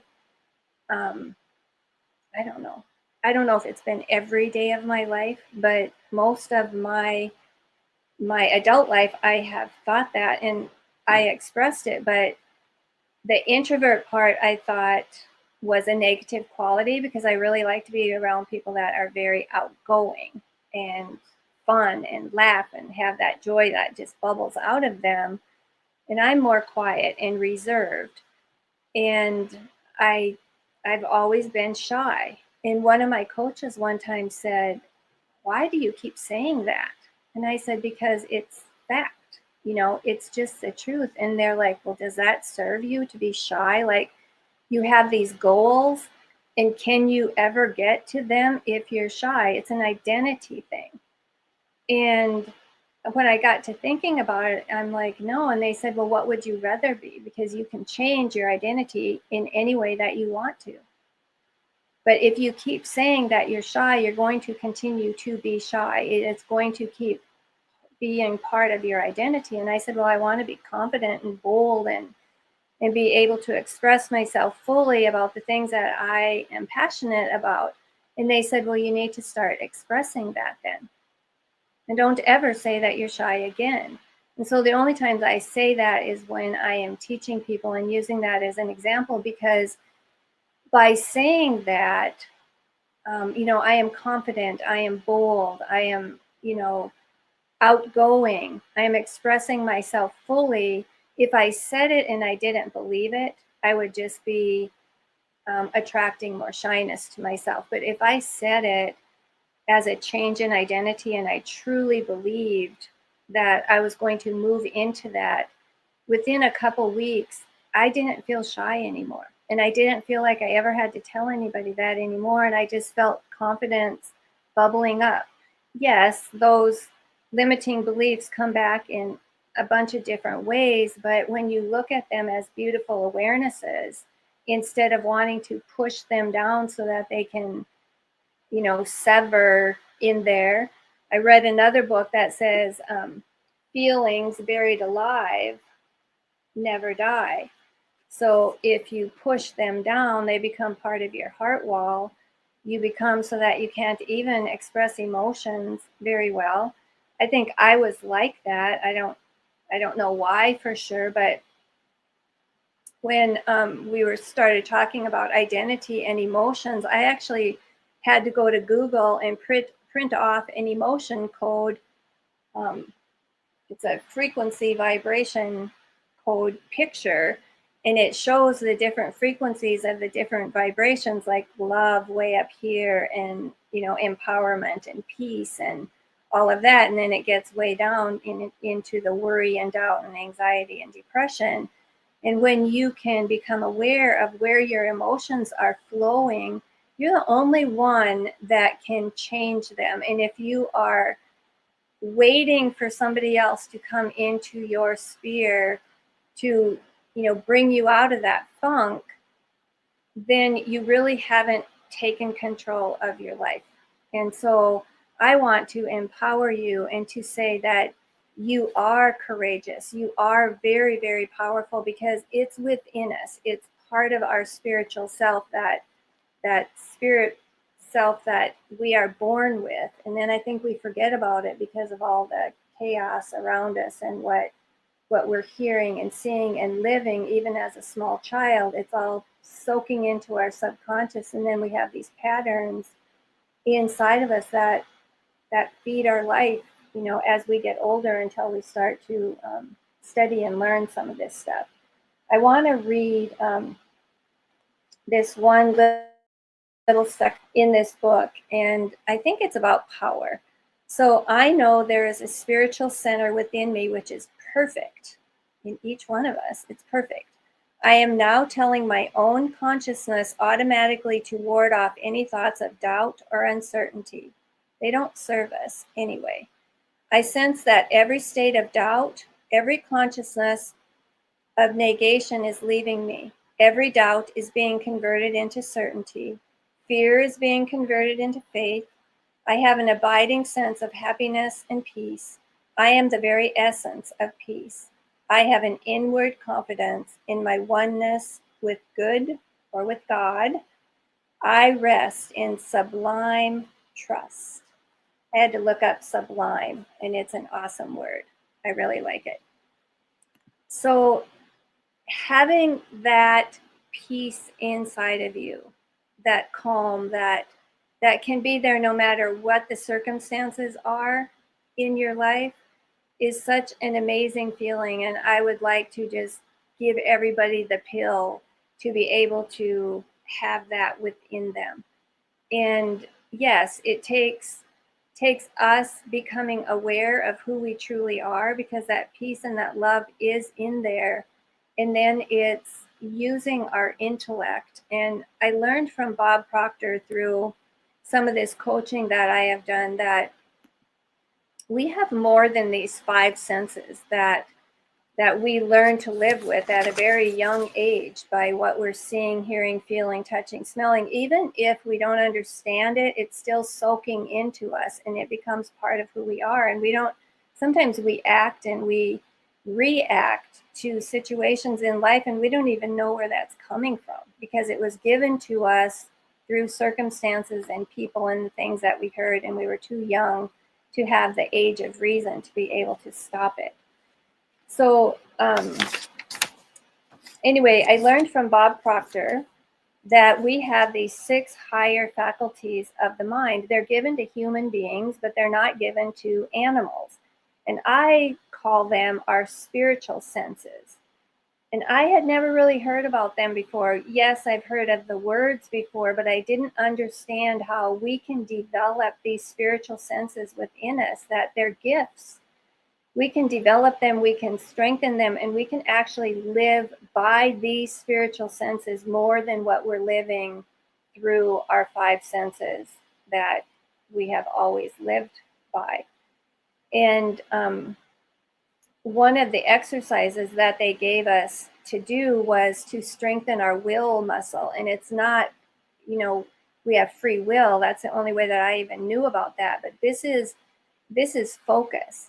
And it's focus on truly believing that we are created in the likeness and image of God. We are a spiritual being, and it's reminding ourselves every single day that we are. And when you strengthen this will muscle, you're strengthening your focus in every aspect of life to be able to, focus for more than a second or two, because our mind never shuts up. I mean, those thoughts are going. And when you can take a step back and realize what the heck is going on, why don't you just be quiet for a minute? And we learn to quiet ourselves so that we can listen to another voice, another way to answer questions or to get the answers that we are seeking. In my spa, I have a harmonic egg. And one of the things that I ask people to do is, what is your intention for being here? And it's kind of, I usually have to explain to people what I mean by intention, because it's not usually the way that people speak about it, but it's really their reason why they're there. But it goes deeper than that, because I believe now, I didn't know that I could do that, but I can desire something, I can ask for it, but then I need to be in joyful expectation that my request is already answered. I need to have that belief inside, and belief is something that one accepts as true or real. And faith is a complete trust, and my slide thing is in the way, so I can't even read my slide. But it's a complete trust or confidence that it is real, that it is happening right now. And because you ask, it has already happened. Do you believe that when you ask for, wellness, when you ask for calm, when you ask for, prosperity or joy in your life, do you have complete faith that that has already been answered? The law of attraction says, and God's goodness says that that is already within us. We don't have to search for it, but we do have to have that faith and belief that that is true. And so that's kind of a big one. So when they come in and they're there for just say a physical discomfort, and they get in my egg, which I'll show you a picture of in a minute, I want to redirect them, and not, their intention is for maybe the pain to go away, but I want to redirect them and be grateful and thankful that the pain is gone, and take them into a time of their life when they did not have that happening. And to just say that I am so happy and grateful that, I am feeling well, my body is happy, and, my shoulder is moving freely, and there is no pain. Whatever the circumstance is, it's gone. And then they just relax in the egg for those 50 minutes into thinking of a time in their life where they were the happiest, the most at peace. And a lot of people have to go way back to their childhood before they can remember something like that they would want to just live in forever. And then I just say, we're just going to let the egg do what it's going to do, because there is healing energy there. It's frequency that is coming through the colors, it's coming through the music, and the sounds of nature that are in some of the music that can go in, and the frequency can go in and start to heal the body, the emotions, the spiritual self. The Bible verse that, ask and you shall find, seek and knock. But how many of us truly believe and have faith that everyone who asks receives, and the one who seeks will find, and the one who knocks, the door will always be open to them? I never really took it to heart like that strongly within myself, that these things are really happening to me. So why is taking time for self-care so hard and not a priority in so many of our lives? And I think that so many of us are living in, and we always have, in masculine energy. There's feminine energy and there's masculine energy. And masculine, it doesn't have anything to do with female and male, but the masculine energy is not in rest and digest. It is in a stress stage. It's always doing, and working harder, trying to figure everything out. Our mind is, we never slow down, and we don't even sleep the amount of hours that they say that we really should sleep. But feminine energy is really the kind of energy that can activate your body's healing intelligence. We don't heal when we are in a stress mode all the time, the fight or flight, or we maybe even have went into freeze. Like, we're just soldiering on because life is tough and busy and we don't know how to get out of that. But the feminine energy is very calm, and it helps to reset your autonomic nervous system. And it's calm in the inside, like taking that breath and relaxing your shoulders and your arms and your neck and your head and your whole body, feeling that. It's quiet, it's soft, it's peaceful, and it's connecting to your higher self. It's connecting to that God within, that spirit within, the source of where all of this calm and this peace comes from. But how do we get there in our busy lives? How do we do that in our busy lives? And once again, here's the quick formula. There's other things that you can do, like come to my spa, but this quick formula is a quick way during the busyness of the day. I've truly learned to embody and strengthen these 6 higher faculties of the mind, and I pretty much can live neutral in my life no matter what is going on around me. The fight or flight and all of these emotional feelings that start to happen around us, I can live in a neutral state and not react to the stuff anymore. And it's not that I'm not there, like I don't have feelings of, sadness, or, we went through my mom passing away in March. It wasn't that I wasn't there and I didn't have that feeling. But I was there with her. She knew I would always be with her. But it's still, I don't have to take on everybody else's cause and effect of life. It's their time. I'm just there to help, be there, and listen, and to do a life review. I mean, that's an example of, my mom being there with her while she is dying. I'm moving through some of these slides. Oh, I'm pushing the wrong buttons. Sorry about that. So the feminine energy is about receiving, resting, restoring ourselves. Rest and digest. The masculine is do, push, achieve, fight, flight, freeze. And healing begins when we can, get into that feminine energy. And it isn't, this calmness that we are going to feel is not passive. It's not doing anything, nothing. It is very, very, very powerful if you can tap into that. And for me, that is my number one chore to do every day. The dishes can wait, the clothes can wait, everything else can wait. But I am going to get into that calm. I am going to get into that and practice these feminine energy practices, like, like meditation, like going out in nature, grounding myself. Those things are more important. Maybe it's journaling, connecting with other people.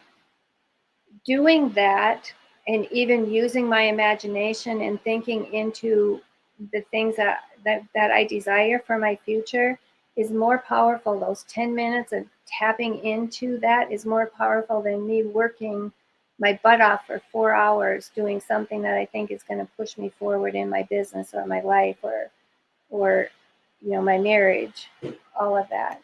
Your body already knows how to heal. It just needs you to give it the permission that it needs by giving it the tools, and by you having that faith and belief in the power within you to ask for what you want, and in joyful expectation, expecting it.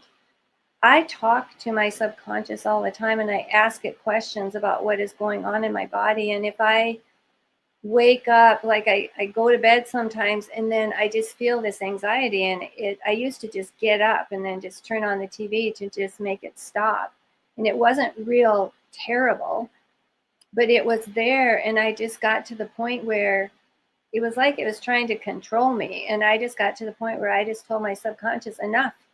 I'm not getting up, and I don't want you there anymore. And I'm falling asleep in peace and joy and a life review of my life and where I want it to be tomorrow. And what I found is that it instantly went away when I got felt like I had to get tough with it. But this is where my journey began.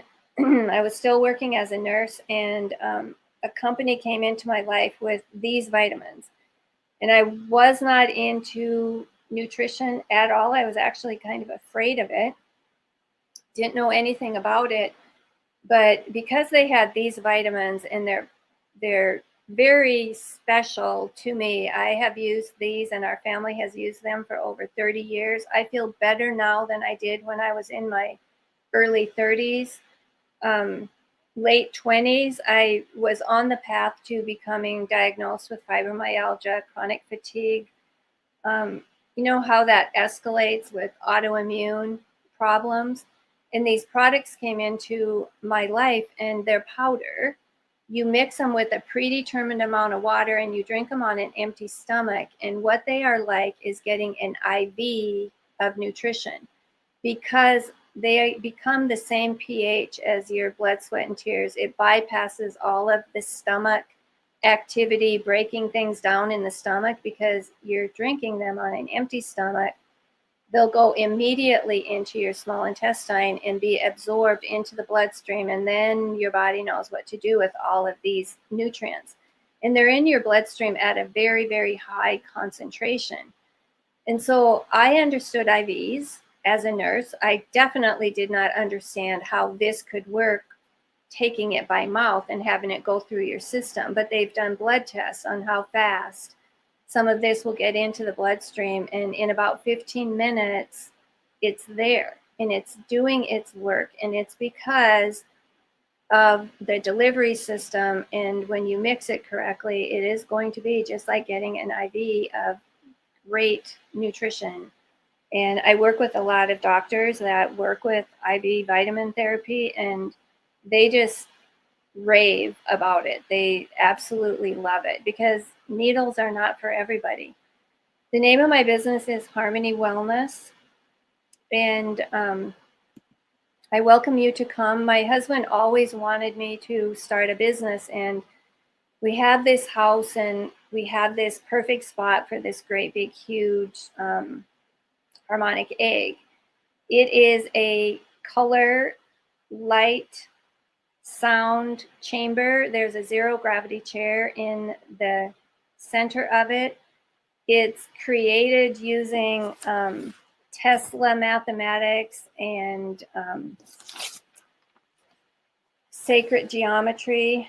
It's beautiful. The sound in there is amazing when you're in there, and the artists that are creating the music are creating music very special for this particular egg. And there's artists from all over the world. They go out in nature. Here's some things that clients say. So you're going to hear whale sounds from Peru, and waterfalls and water and birds, and just the music is very, very special in this egg. And there's frequency in color. There's frequency in all the different instruments in music. And I don't understand why this is not moving. Well, shoot.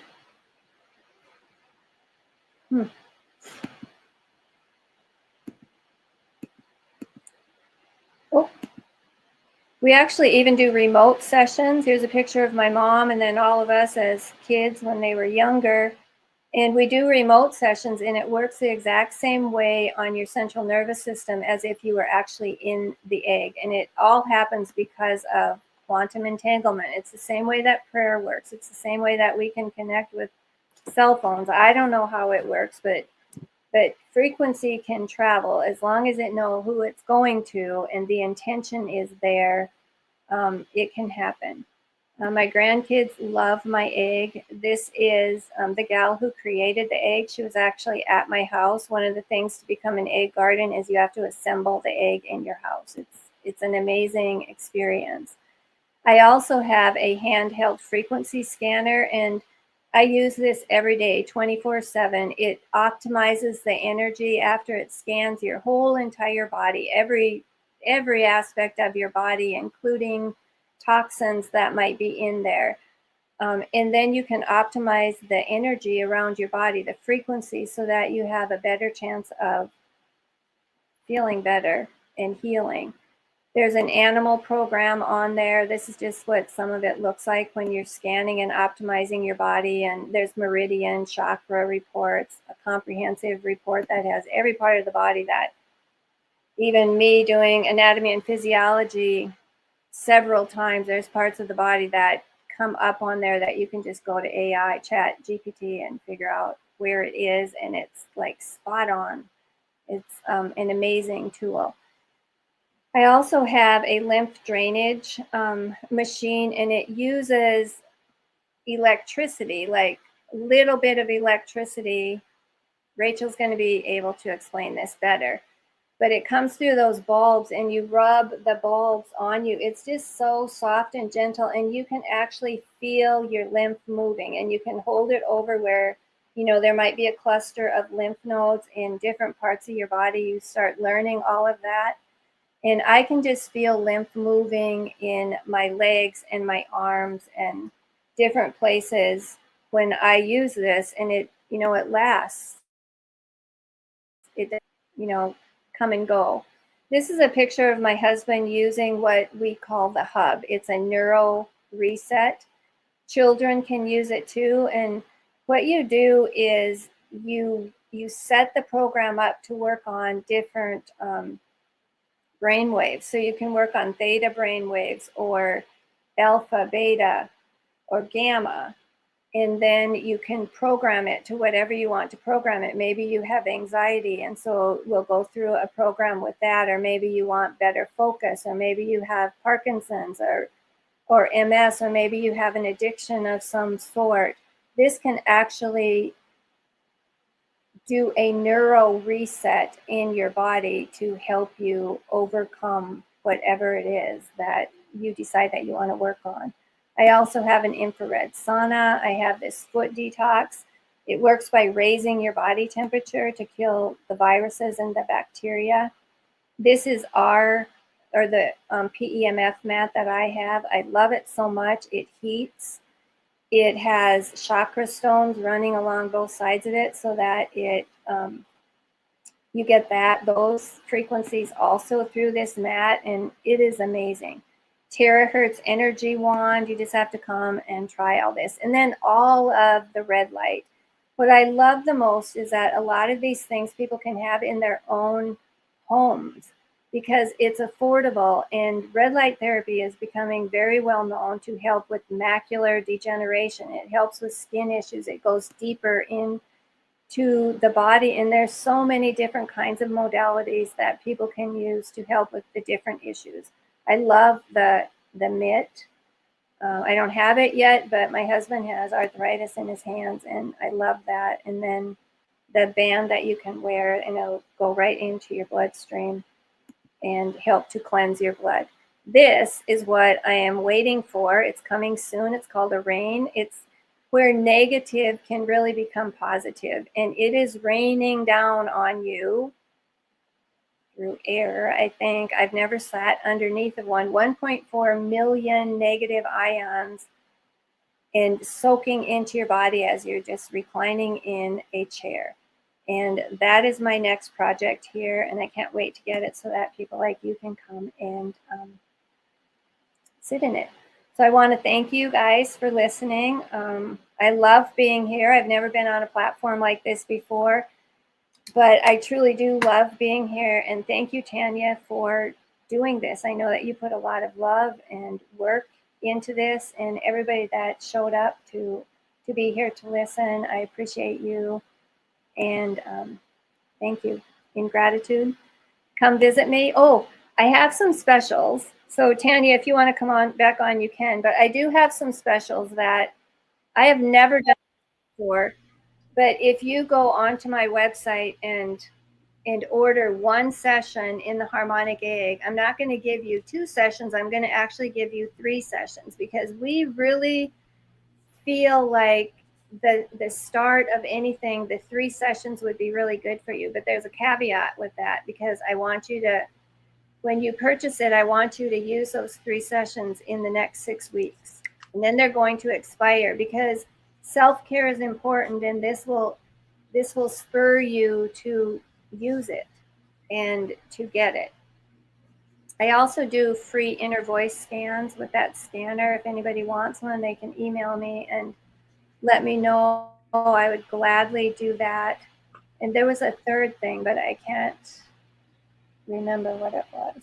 So I know that my time. Oh, I do spa nights. And this I want to get into more, because more people have been asking me. But for $50, you can come, and I would let you know, like a party of 3 to like 7 or 8. You can come and you can try out 3 different modalities that I have. And a lot of what I have is feminine energy. It gives you that sense of calm when you're sitting there, and you can detox in the calm. You can, restore and regenerate in the calm. So I'm done. Oh, thanks, Anne. Anne has got so many fun toys. Casey, my husband, and I have been over and tried out a few, and we need to get back over there. Just, like we've been saying throughout the whole summit, is taking time to do this. Our first, Ahshley, who was on first tonight, something that she said, Anne, I think I love this. It was, the grass is greener where you water it. Don't you love that? Yeah. And our local community, it is, well, that's why we're doing the summit, is people like what you have at your humble little spa is like priceless. Like Anne has got, you don't find tools like she has compiled in the big cities. It's what you have is, it's really, really amazing. One of my friends, Miranda, she's on here. I had given her your information not too long ago. She needs to come see you. But yeah, this spa night, grow your email. How do you have a email list going? How do you let people know? Like if you're doing a spa night, do you let people know, or would you rather that Miranda gets her and 4 friends and they just call you and they book their private spa night? That's what people have asked me to, if they can get some people together and then call me and, come up with a couple different dates and then come out and enjoy the spa night. I think that will work better. I've put it on Families with More Freedom, and the 2, I've only had 2, but they have been pretty successful, and they're fun. It's fun for me too. And they can't do everything that I have, because like the lymphatic drainage, it takes me in that room with them. Right, And that's kind of not included. Right, Yeah. that would be a special trip. But I've done that too, everybody, and it is totally, it's worth doing. It is, don't even consider it a splurge. Consider it non-negotiable. Mm-hmm. Yeah, like, any more questions? Some compliments there for you. Yeah, get your glasses back on, Anne, and read the comments. You've got a distance, somebody who does your egg from a distance. Sonia Swan is here. And yeah, the company that Anne is with, that Solex, the AO Solex, I've bought a toy from her. They have got some good stuff. So hit her up about all these resources and get out there, booking an appointment. Thank you so much. Yeah, I just want to say one thing, because I appreciate the people that have been on here before me for a couple different reasons. Because I worked as a nurse for 20 years, and you have that medical mindset, and so I have all this energy. I'm learning about it.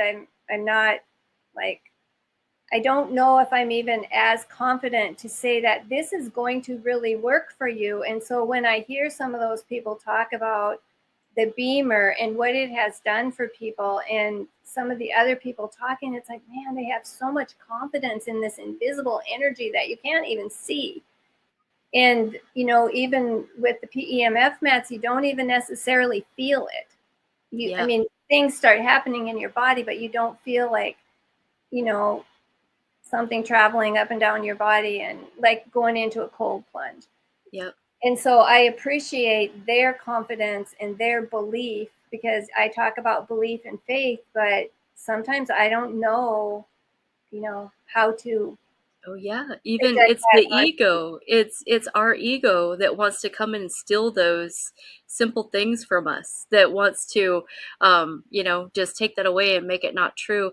And I do think like our Beamer presentation that was on Monday, for anybody who missed that, it's consistency. That Beamer would have not worked for her if she would have used it for a week and stopped. The same thing with what you do, the same thing with what I do. It's consistency. So, if someone comes out for a couple of sessions in your egg, that you can't go into that expecting a miracle all at once. The same with Awaken Wellness and what I do. It's consistency. People get amazing results because they stay consistent. They don't give up. And we saw it even as nurses. People would come into the walk-in clinic with this fat finger, or pain somewhere, and like, well, what are you doing for it? Well, I took a dose of ibuprofen. It didn't work. I'm like, one dose, and it didn't work. So it's those little things. Or somebody's got a rash head to toe, and they come into the walk-in clinic. What are you doing for it? Did you take Benadryl? I took a dose and the rash was still there. It's just, it's that consistency. If we would all take the thinking like, okay, you eat every day, right? You don't not do that. You don't neglect to do that. If we have to, like you said, make it a priority. The dishes can wait. This is what I've decided to do for me. And it's that thing. We all have to draw the line. Later in life, we have a little bit more time, I think, to do that. It's the busy moms and, running 3 kids to this place and that place that really need us, that they need to be smarter than we were at that age. And they need to start figuring out, maybe it's even their prayer closet, how to consistently get in there every day.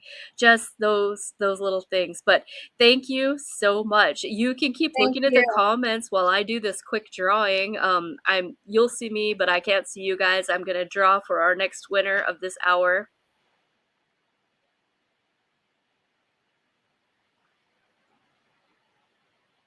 I am located between Fairview and Sydney.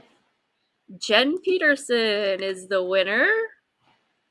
And all right, awesome.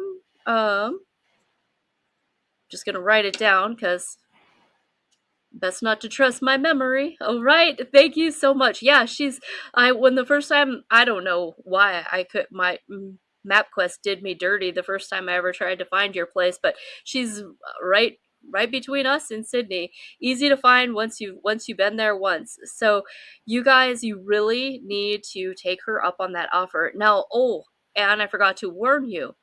So this is replay, right?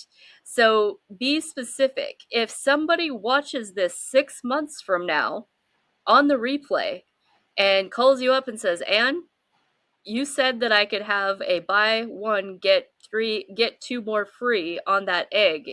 Is that still an offer, or is that just for people who are on the live right now? Well, I think that it should still be an offer, especially if it's a new person. Okay. Yeah. Okay. All right. I just want to clarify because this is going to be evergreen. Yeah. Okay. Yep. And that's a great way to know who's watching it. I'm excited for that. We'll quantumly call them in 6 months from now, all those people who are going to be coming in for your special. And people, you do need to know that you don't have to be there. Remember, she said you could do that remotely. So don't feel like you're in a box or you're missing out because you can't physically drive to her house, right? So making sure that everybody got that part of the discussion. Mike and I bought 4 remote sessions each from a gal in Canada who had an egg before I ever decided to purchase an egg. And the things that happened when I was laying on that bed during the session were just people come out of that egg, and to me, it's still like such a miracle of what they tell me happens. And it's like, wow, Yeah. Yeah. And partly because they took the time to get still for that allotted time. Mm-hmm. Yeah. And they had intention behind it, just like you say. Yeah. Yeah, for sure. All right. Thank you so much. Yes. Have a good night. Thanks. All right, thanks everybody for who is still with us. I am next. So, what I have brought up to talk about tonight hopefully isn't just too much Tanya rattling, but I don't have any slides or anything like that.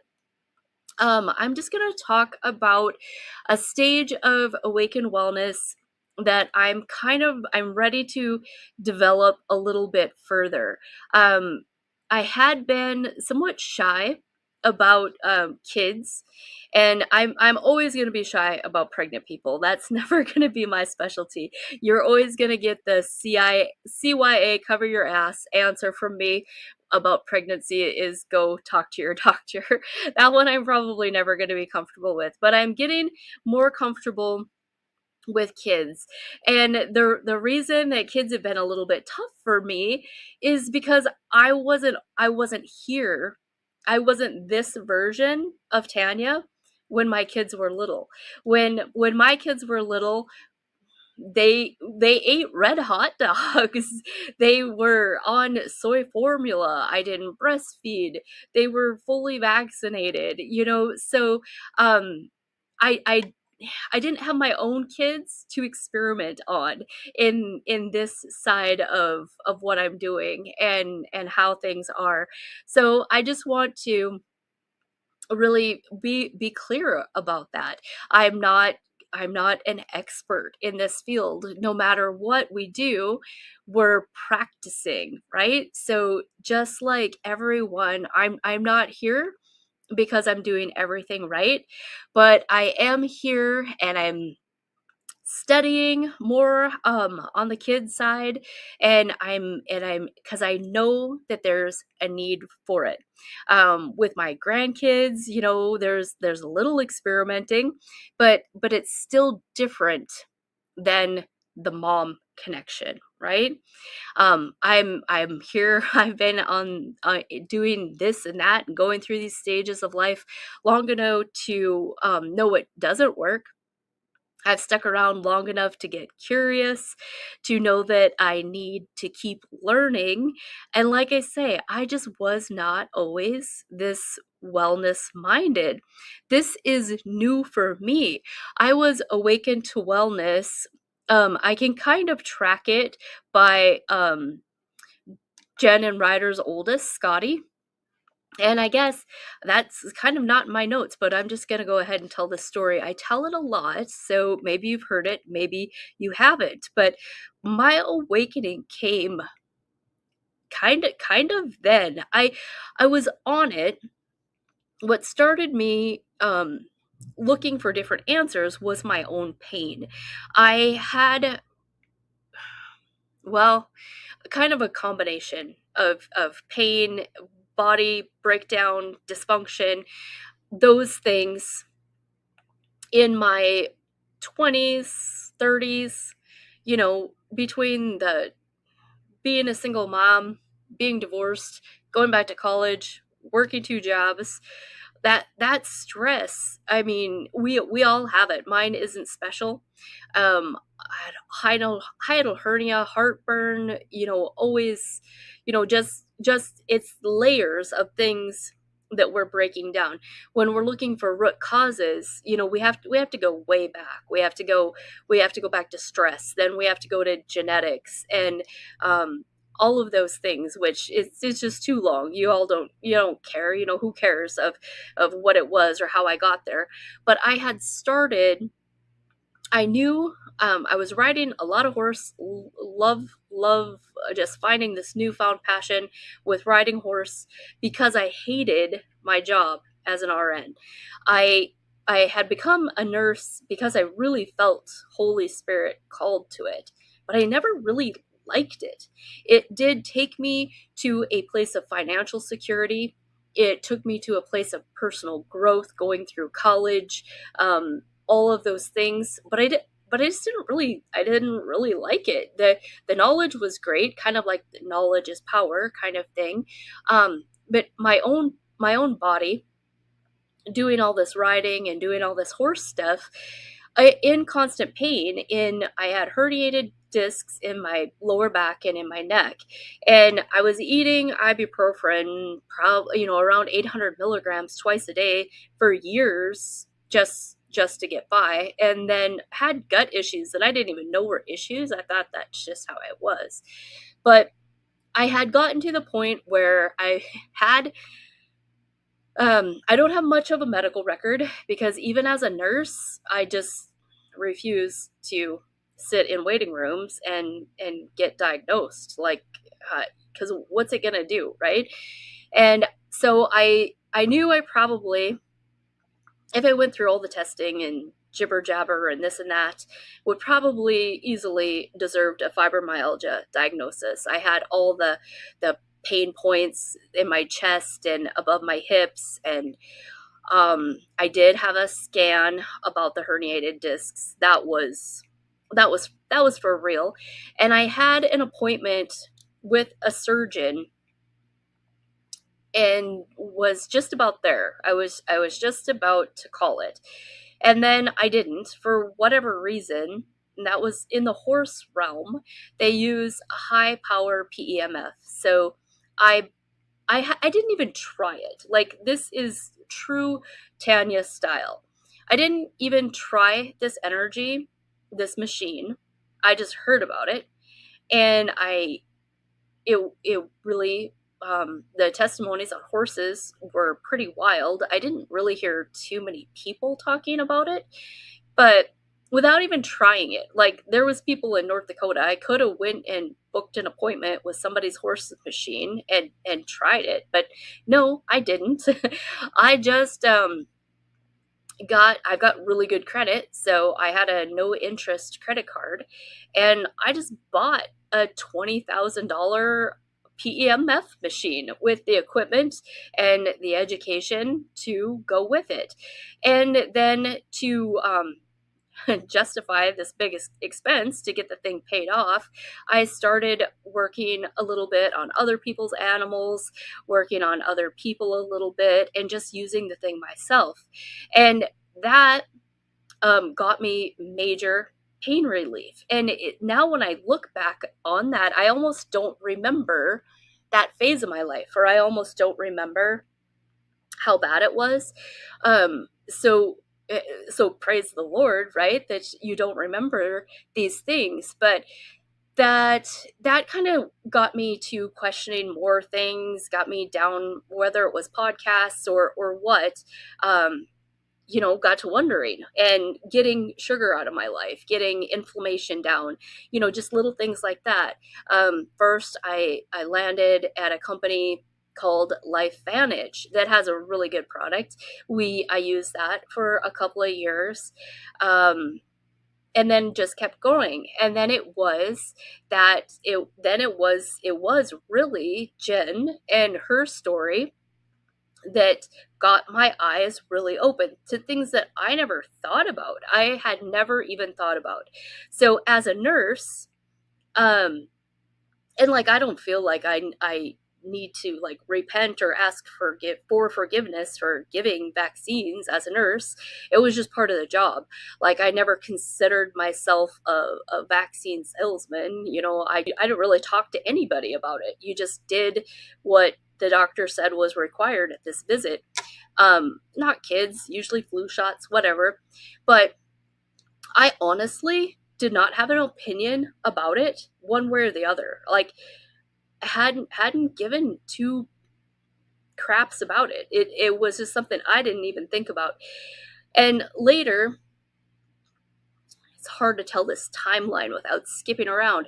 Later, I came to realize I myself was probably a little vaccine injured, because when I moved to Sydney, I was too busy, too discombobulated, couldn't find records, and going to work at the Sydney Health Center, I had to have vaccine records, blah, blah, blah.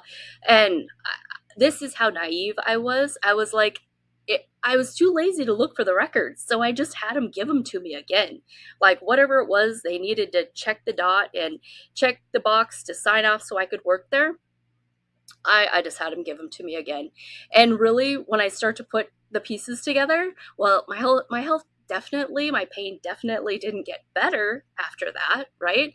So anyway, Jen is like, we're having a baby, and I think we're not going to vaccinate. So my first thought was, whoa, well, okay. Like, it didn't matter to me one way or another, but I did know that, like, I just felt like, okay, I'm going to have to help you, because working in the healthcare system, working in walk-in clinics, working in the hospitals, I know that even the nicest, cutest nurses say really nasty things about the anti-vaxxers in the break room. That's what I knew.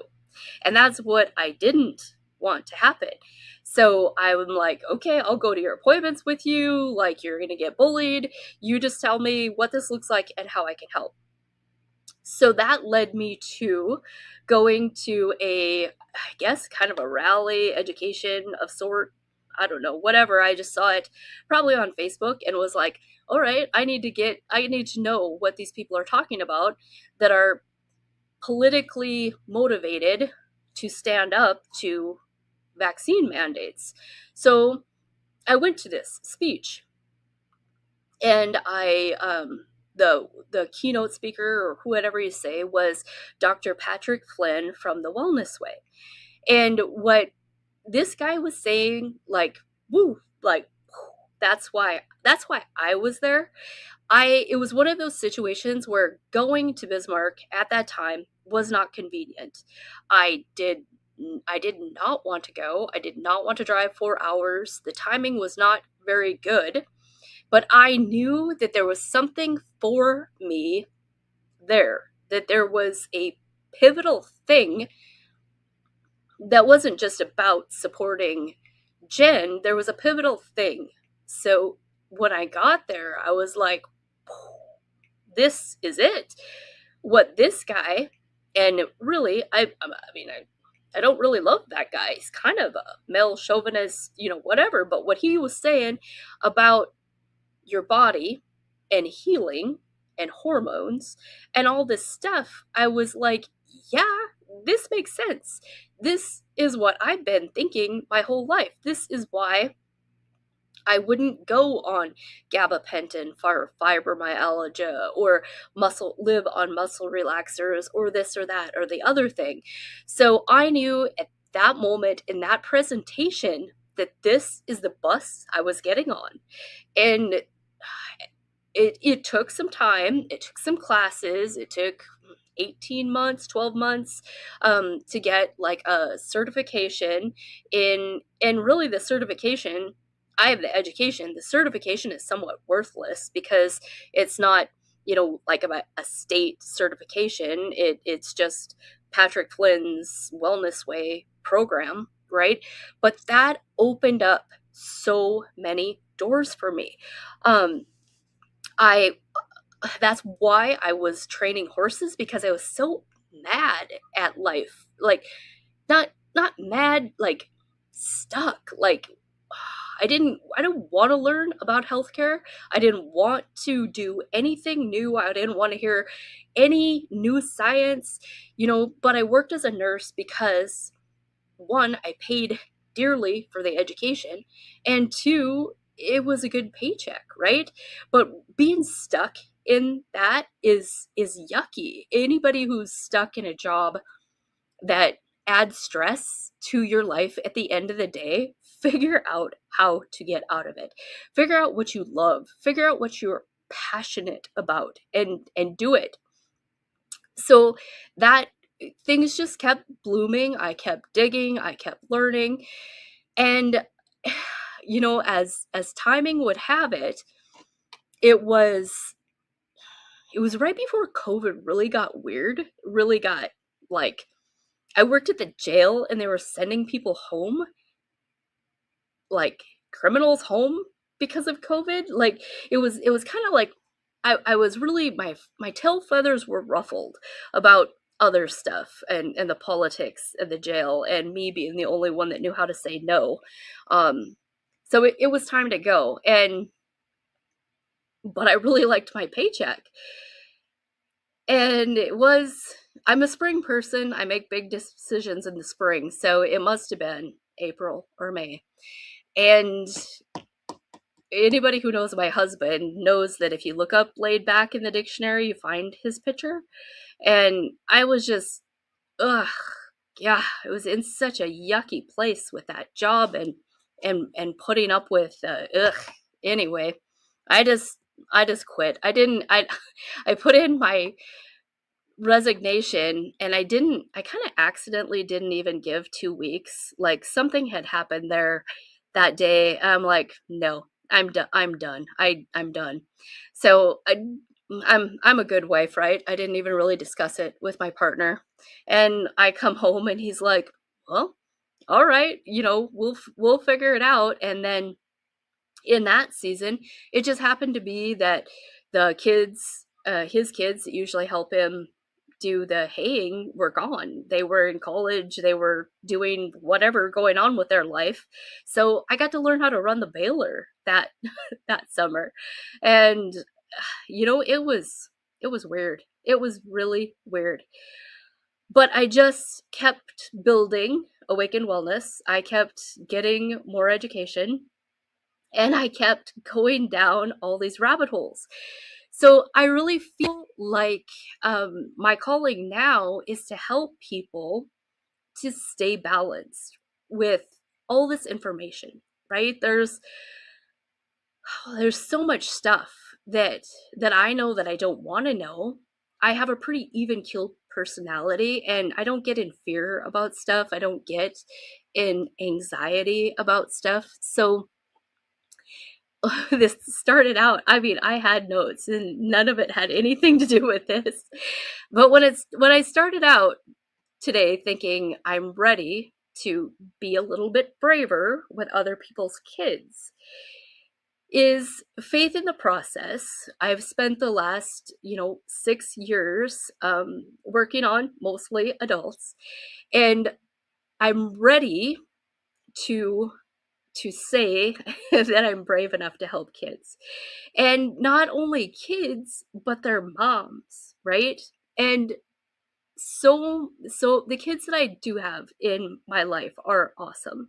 And maybe I'll tell you one of the really confidence builders for me with this kid thing. It's really the moms. Is it ever the kid? It's really the moms. The kid is an extension of the mom. And we need to, us gray-haired people, me, everybody, we need to give back moms. We need to give back their permission to listen to their intuition, to know what their gut instinct is. They know. And when so many people,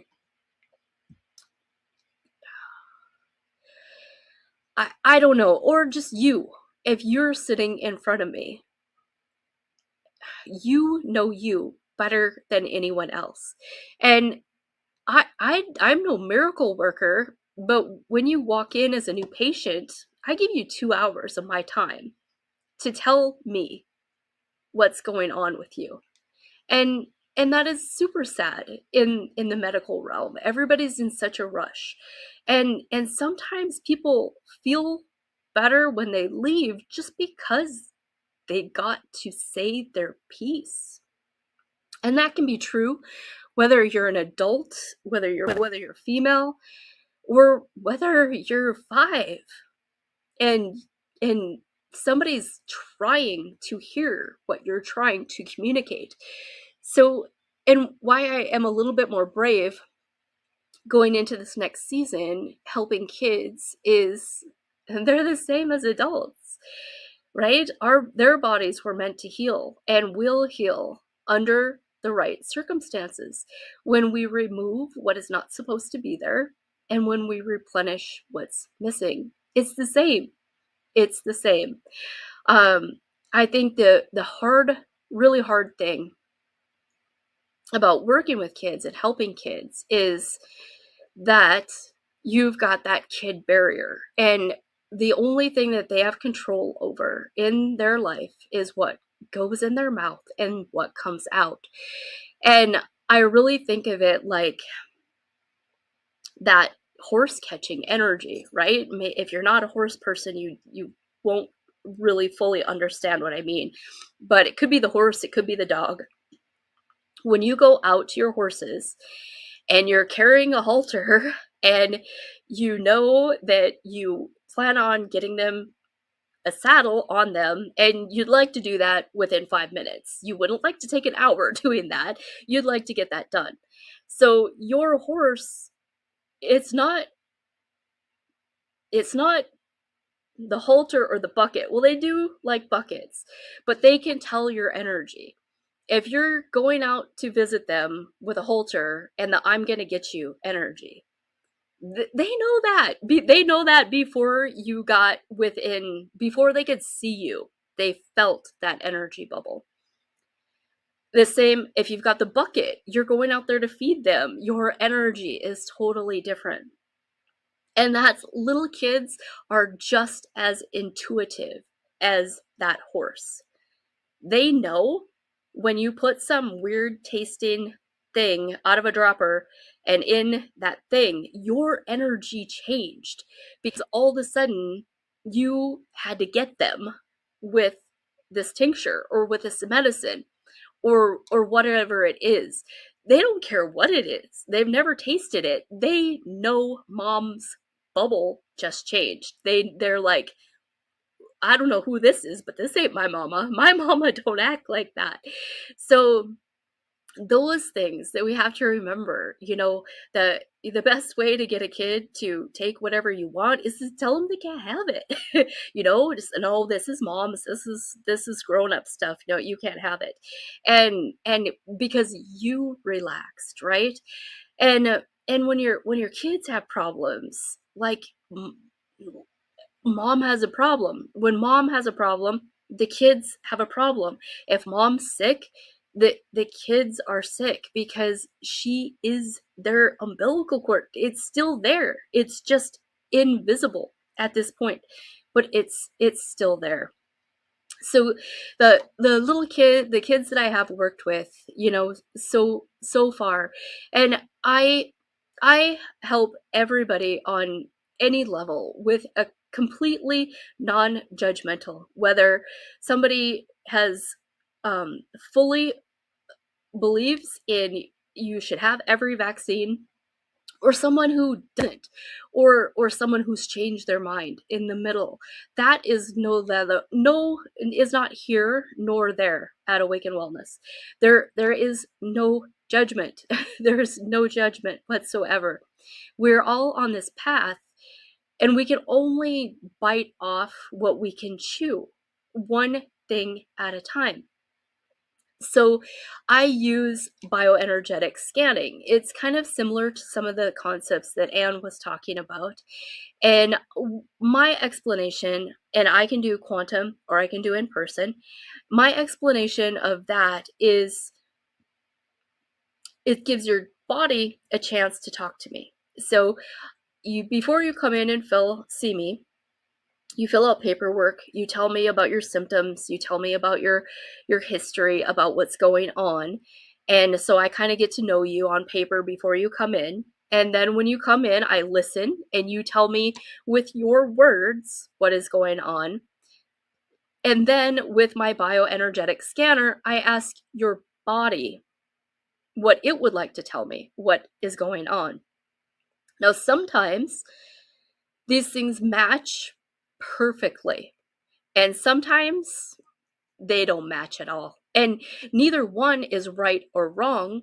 This is a tool that helps me get on a target instead of, just throwing darts at you. This helps me get on a target.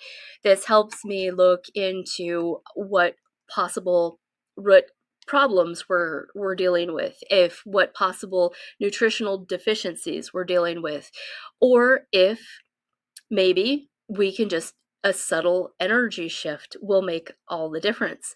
Now, again, when it comes to kids, their belief system is not been tainted by life. It's not been tainted by adultness, by all of these things.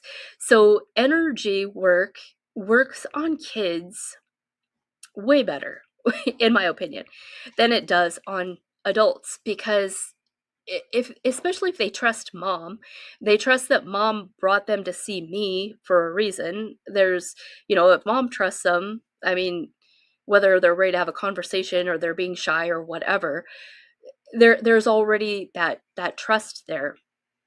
And usually we can find something that is agreeable, like, especially from an energetic standpoint. I've got a couple of different companies that I use, and they will have a little bit of that sweet kind of alcohol-y tincture taste, but not much, not much. We can get away with it. My energy, my system actually imprints, so I can imprint that balancing frequency into a pellet that is really, really easy to get a kid to take. And like Anne, sometimes I'm like, is this just too imaginary, this frequency stuff? So my easiest way when it comes to quantum physics, I don't know. I'm not going to stand here and use big words and pretend that I can explain quantum physics or quantum entanglement or prayer to you. Prayer is quantum physics, is quantum entanglement with the Most High. When you get a gut feeling about somebody, you pick up the phone, or somebody's on your heart all of a sudden, or your mind, you just say a prayer for them. That's quantum entanglement. Another way I usually explain it is like your radio station, or your radio, your fax machine, your cell phone. All these things are frequencies that, how does that work? I don't know. Especially a kid, I'll use your body is like, and they may or may not be old enough to know what the DJ booth is at the radio station, but there's somebody with a microphone in front of their face broadcasting music, broadcasting words out into the air, and somehow the device in my car is picking it up and interpreting that invisible signal, and I can audibly hear it. So that's what my system is how you explain it. Your body, whether you realize it or not, like, some people can tell where their bubble is, and they're really sensitive to other people's bubble, other people's auras, other people's frequencies. Other people are just oblivious. Why? I don't know. I don't know why people have taste buds that really work and other people taste nothing. I don't know. There's no answer for that. We don't need an answer for that. But anyway, your body's broadcasting, and quantumly, I know it's a lot to wrap your mind around. I do like, if I'm doing quantum, I do like somebody to send me a saliva sample that I can put on the machine to plug them in to get them closer to like connecting with that frequency. If you're in front of me, you're just gonna hold two copper little things and it'll make some annoying noise if I don't turn it down. But then it's just interpreting, like the radio, what your body is broadcasting. And then the computer software lets me know what it is, what it's saying. And I have to use a lot of my own reasoning. And like Anne was saying in her presentation, intention there. So my intention of me, my higher power, you know, I consider myself under the umbrella of the one and only true God, the God of Abraham, Isaac, and Jacob. So that's the intention that I operate my software off of. And then my intention is I'm looking for problems. So that's how I read it. Now, somebody else who isn't me, who is different from me, could read that scan completely different. Like even with kids, gut work, we do a lot of gut work. I'm not afraid to poke a kid's finger. I don't like drawing their blood. Honestly, I don't think I've ever been brave enough or tried to grab a vein and draw blood from a kid. I'm not afraid to poke their finger. And we can do food allergy testing, which can give us so much insight. Everything that we do, especially with kids, is about gut health, and it is about detoxing. It is about their liver and how it's methylating, no different from adults. There's so many buzzwords, so much MTHFR talk and this and that and the other thing. When I'll tell you a little bit about one of my guys that's really given me a lot of encouragement. He's a little guy. I think he turned 5. I think he was 4 when he first saw me. He's only seen me a couple of times, and word of mouth. A good friend of mine, her and I go way back. She told this family, I think Tanya could help you. And that was her intuition. That was her being, her calling. You know what I mean? So that quantum entanglement. And this little guy, he just has a seizure disorder. And he's been to Mayo Clinic. He's been to everywhere. And mom feels like she is not being listened to. This kid has been tested up and down, in and out, for everything, and they cannot come up with a physical reason that he's having seizures all day, every day. Not a seizure, all day, every day. And they just dropped everything and drove up to see me, a 6-hour drive. And that was intimidating. I didn't know if I could help this kid. I just gonna do what I would do if anybody with whatever problem walks in my door. It's all the same. The body's the same. I don't honestly care what the problem is. Every problem is fixable, and you fix it the same way. Every problem is fixable, and you fix it the same way. I don't care if it's Lyme disease. I don't care what label your doctor put on it. You fix it the same way.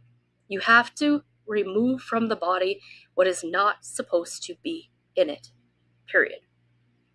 So, honestly, my scanner didn't say much. I was kind of disappointed.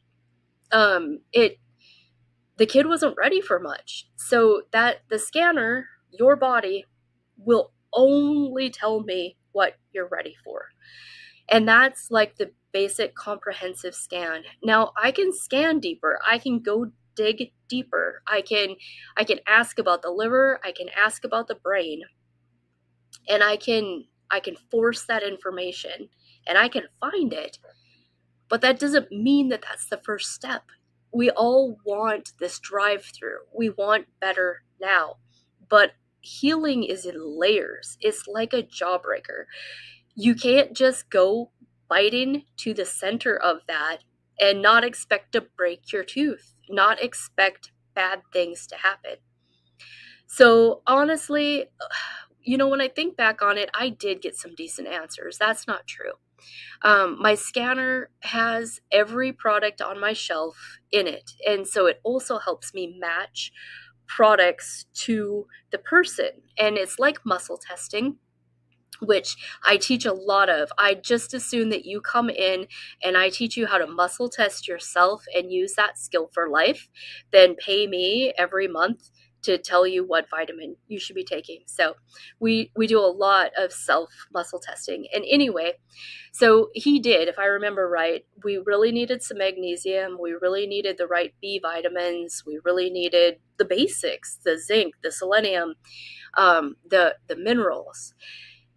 And then I've got a gal here that I partner with. She does cranial sacral. They saw her, and it took a bit. It took a bit. They got home, but we got, let's say we, I mean, by prayer also. This kid has so many people in his prayer corner.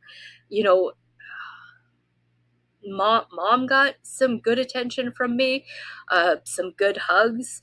That hug when you're heart to heart, that frequency.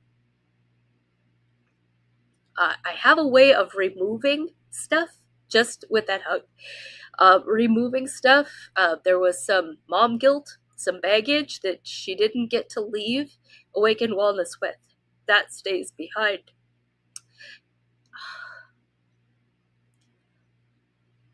Yeah, there's that emotion. It's a big deal. It's a blessing, and it is, and it can be a burden. But I don't carry those things longer than for that instant. I'm not taking her burden with me. Where it goes, we do know. If you have faith, you know where it goes. But sometimes you need someone to help pull it. It's a weed, it's a root, and you have to have someone help pull it. So, yeah, anyway, I just need to let my energy shift for a while. And I assume, because I'm emotional, there was some of that root left behind, and she needs that hug again. So virtually, that's what my spirit's doing right now. If I'm this emotional, there's still a root left behind. She's still kind of having a hard time. So we'll go back there. We'll work on that. So anyway, he's doing pretty good. He's not seizure free. He had an episode where mom thought he caught a bug, but my gut says we were pushing too hard. I was pushing too hard. We were doing detox work. We had done a urine toxicity test, which you just have to pee in a cup. It's really easy to do. And this little guy who had been, well, and then just all the scans, all the medical exposure and all the head scans and all that CT dye. So there was that. Mom knew about vaccines. She had major guilt and shame about prenatal, some vaccines that she got while she was pregnant. That was really heavy on her heart. And when we got those results back, the heavy metals, the pile of heavy metals in a kid who's only been on the planet for 4 years was off the charts. Like, all the way over on the red, and maybe further. That was as far as the test went. Other things, just that we have in our terrain, mold and stuff, from the environment. But those heavy metals, and that's the kind of test that I don't have to really tell the parents or anybody the results too much, because they get on Google, and it doesn't take them long to draw their own conclusions. But, and one, I can't even rattle off what those heavy metals were, but that was an effect, is seizures. So we're working layer by layer. Like I said, we're doing good, and his seizures had subsided. And she gave me a text and said that everybody caught a bug and he had gotten sick. And the seizures had come back, not like full on like they were all day, every day. But that was my cue. Then we needed to pull some of these things back. We had started some of the parasite work, and they assume that he's pooping good, and I'm like, well, it's not good enough. We're pushing too hard. And most of the time, I don't really believe people get sick. They're detoxing. Something's trying to get out of you. If you're puking, if you've got diarrhea, if you've got a rash, if you've got a fever, something's trying to get out of you. Your body's trying to push something out of you that you were recently exposed to. So we adjusted a few things and we pulled back, and I don't hear from them very often, at all. And then again, then I just ask a couple questions like, are you still doing this vitamin? And then again, poor mom is like, oh no, we missed 2 days. Is that why the seizures came back? I can't imagine what moms that know more, like these crunchy moms, I can't imagine when you know more, and then you're trying to protect your child from everything, from gluten to food dyes to Roundup to chemtrails to magnetic energy, and they're on the internet at school all day, and now you're thinking the Wi-Fi is killing them, and how easy it would be to get into this really, really fearful place and just out of balance and afraid of everything. And like, no, it's not your fault because you missed 3 doses. That is not your fault. We just need to pull back a little bit, open those drainage pathways again, get things going a little bit more. It's going to be all right. It's going to be all right. So maybe those things have been kind of what has been holding me back from really wanting to dive into helping kids more and helping peds more, is because there's so many more parties involved. If I'm working with an adult and I can't get them to be compliant, well, I can't get them to be compliant. But if you're working with a kid, it's not only the kid, but it's the parents got to be compliant too. And so that it's just another layer of complication. It's another layer. It feels like another layer of responsibility for me. So if you're a praying person, pray for me as I boldly feel like I'm ready to step into helping kids more and helping moms more. I guess I really feel passionate about. I hope in the future I have some partners at Awakened Wellness. I hope that there's a crunchy young mom out there who has done all this experimenting on her own kids, or pregnant moms that have experimented on themselves when they were pregnant, that are out there and who are being primed and ready to partner with me. So I have help.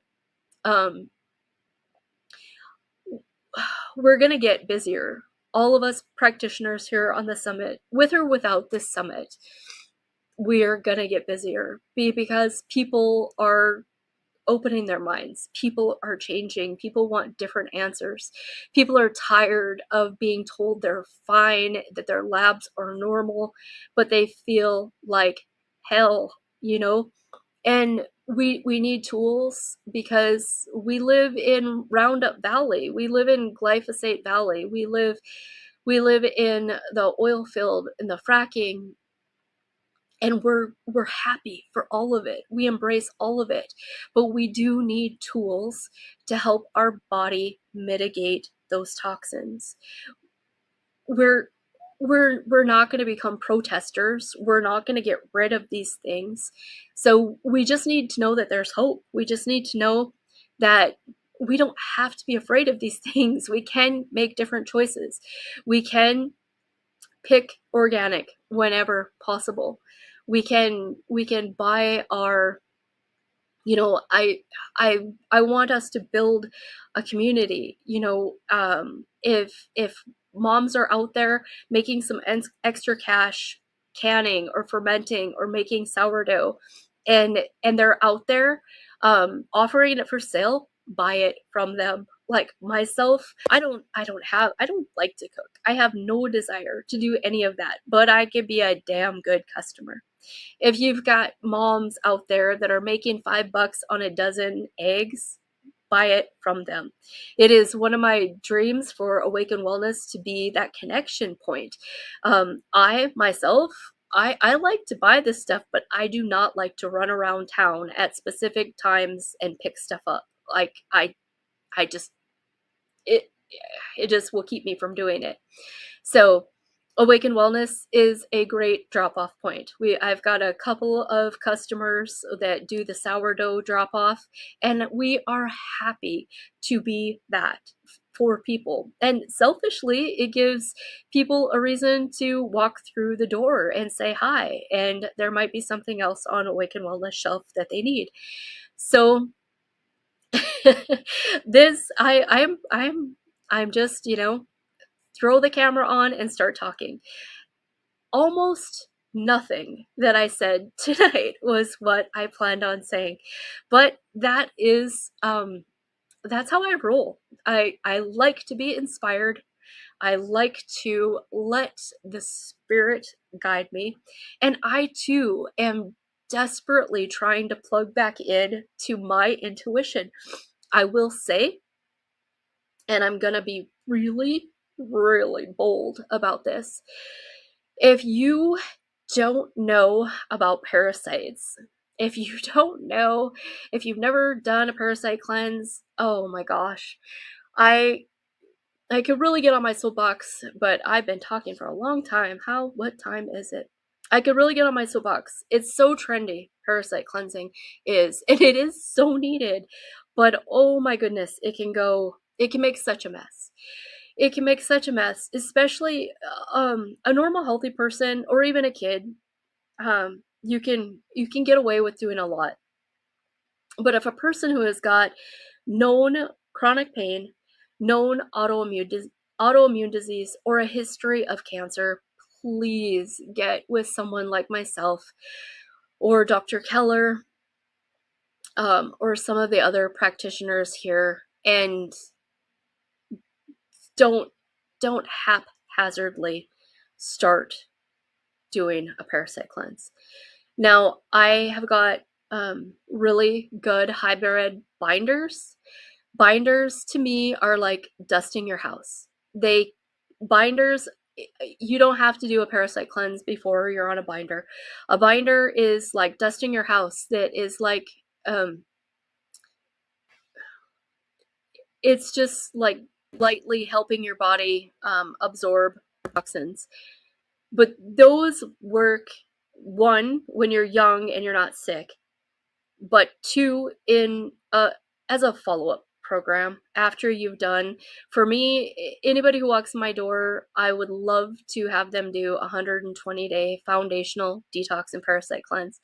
And it's so funny, one of the presenters that you haven't heard from yet, she's on here, I see her in the comments, she's like, oh, I see the sign in front of your sign that says parasite cleanse, and it just, what, like, it gives her the jeebies even thinking about it. I've never even thought of it that way. I've got it right in my yard, detox and parasite cleanse. Like, I mean, to me, it's just a way of life. Like, it's a spiritual thing. And, I lost a lot of my YouTube videos. They like what I have to say, but TikTok, you can find me on TikTok. You have to scroll way back to when I first got on there to see my disgusting poop videos. Like, I'm a nurse, I poop. Like, who wants to see what came out of my poop? Like, I've got the parasite videos, and I had done a lot of healing. I had spent a lot of money on Wellness Way supplements. I had done avoiding my food allergies for over a year, like with almost perfection. And I had made a lot of progress in my healing. I really had. But things really changed when I learned about getting parasites out of me. Like, I'm the person that's got a 3-foot ropeworm picture, like, and it's legit. You can tell that it's my bathroom in the picture. So when I really started getting parasites out of me, I was a born-again Christian, and these parasites, I will absolutely tell you, is a demonic manifestation. When they started coming out of me, I could feel the realm of sickness and death leaving my body. Now, to this day, I still can see parasites in the toilet. You do not change your train overnight. I'm a beef eater, I'm a meat eater, but eating a lot of meat makes you very acidic, and parasites love acid. Parasites also are very prevalent in animal tissue, and the normal human being does not have enough stomach acid. So on Tuesday, if you listen to my talk, I got on my bandwagon about stomach acid and proton pump inhibitors, so I'm not going to go back down there tonight.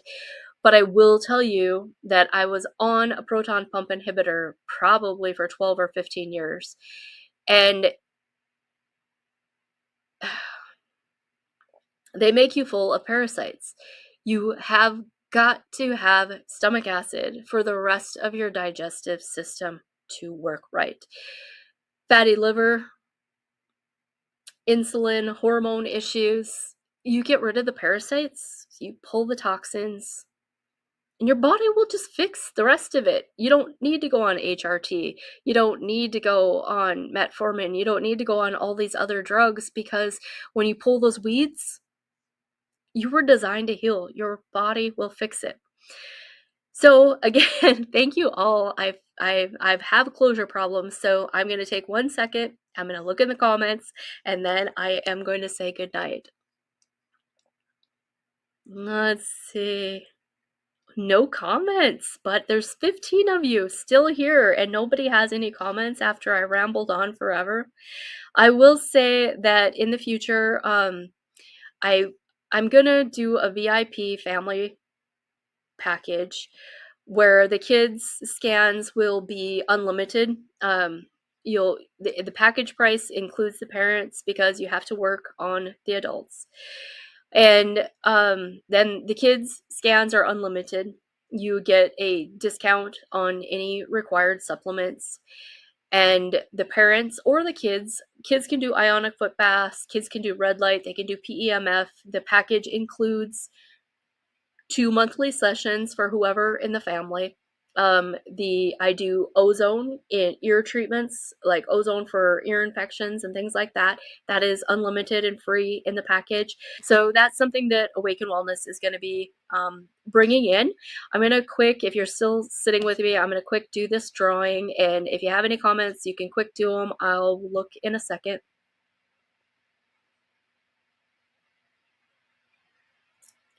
It takes a minute.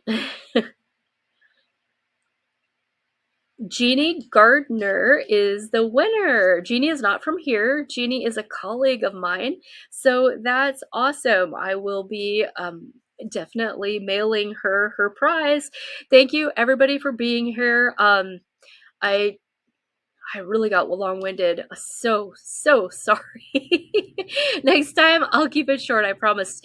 Thursday night and Friday night are going to be great. Same time, same place. Thank you.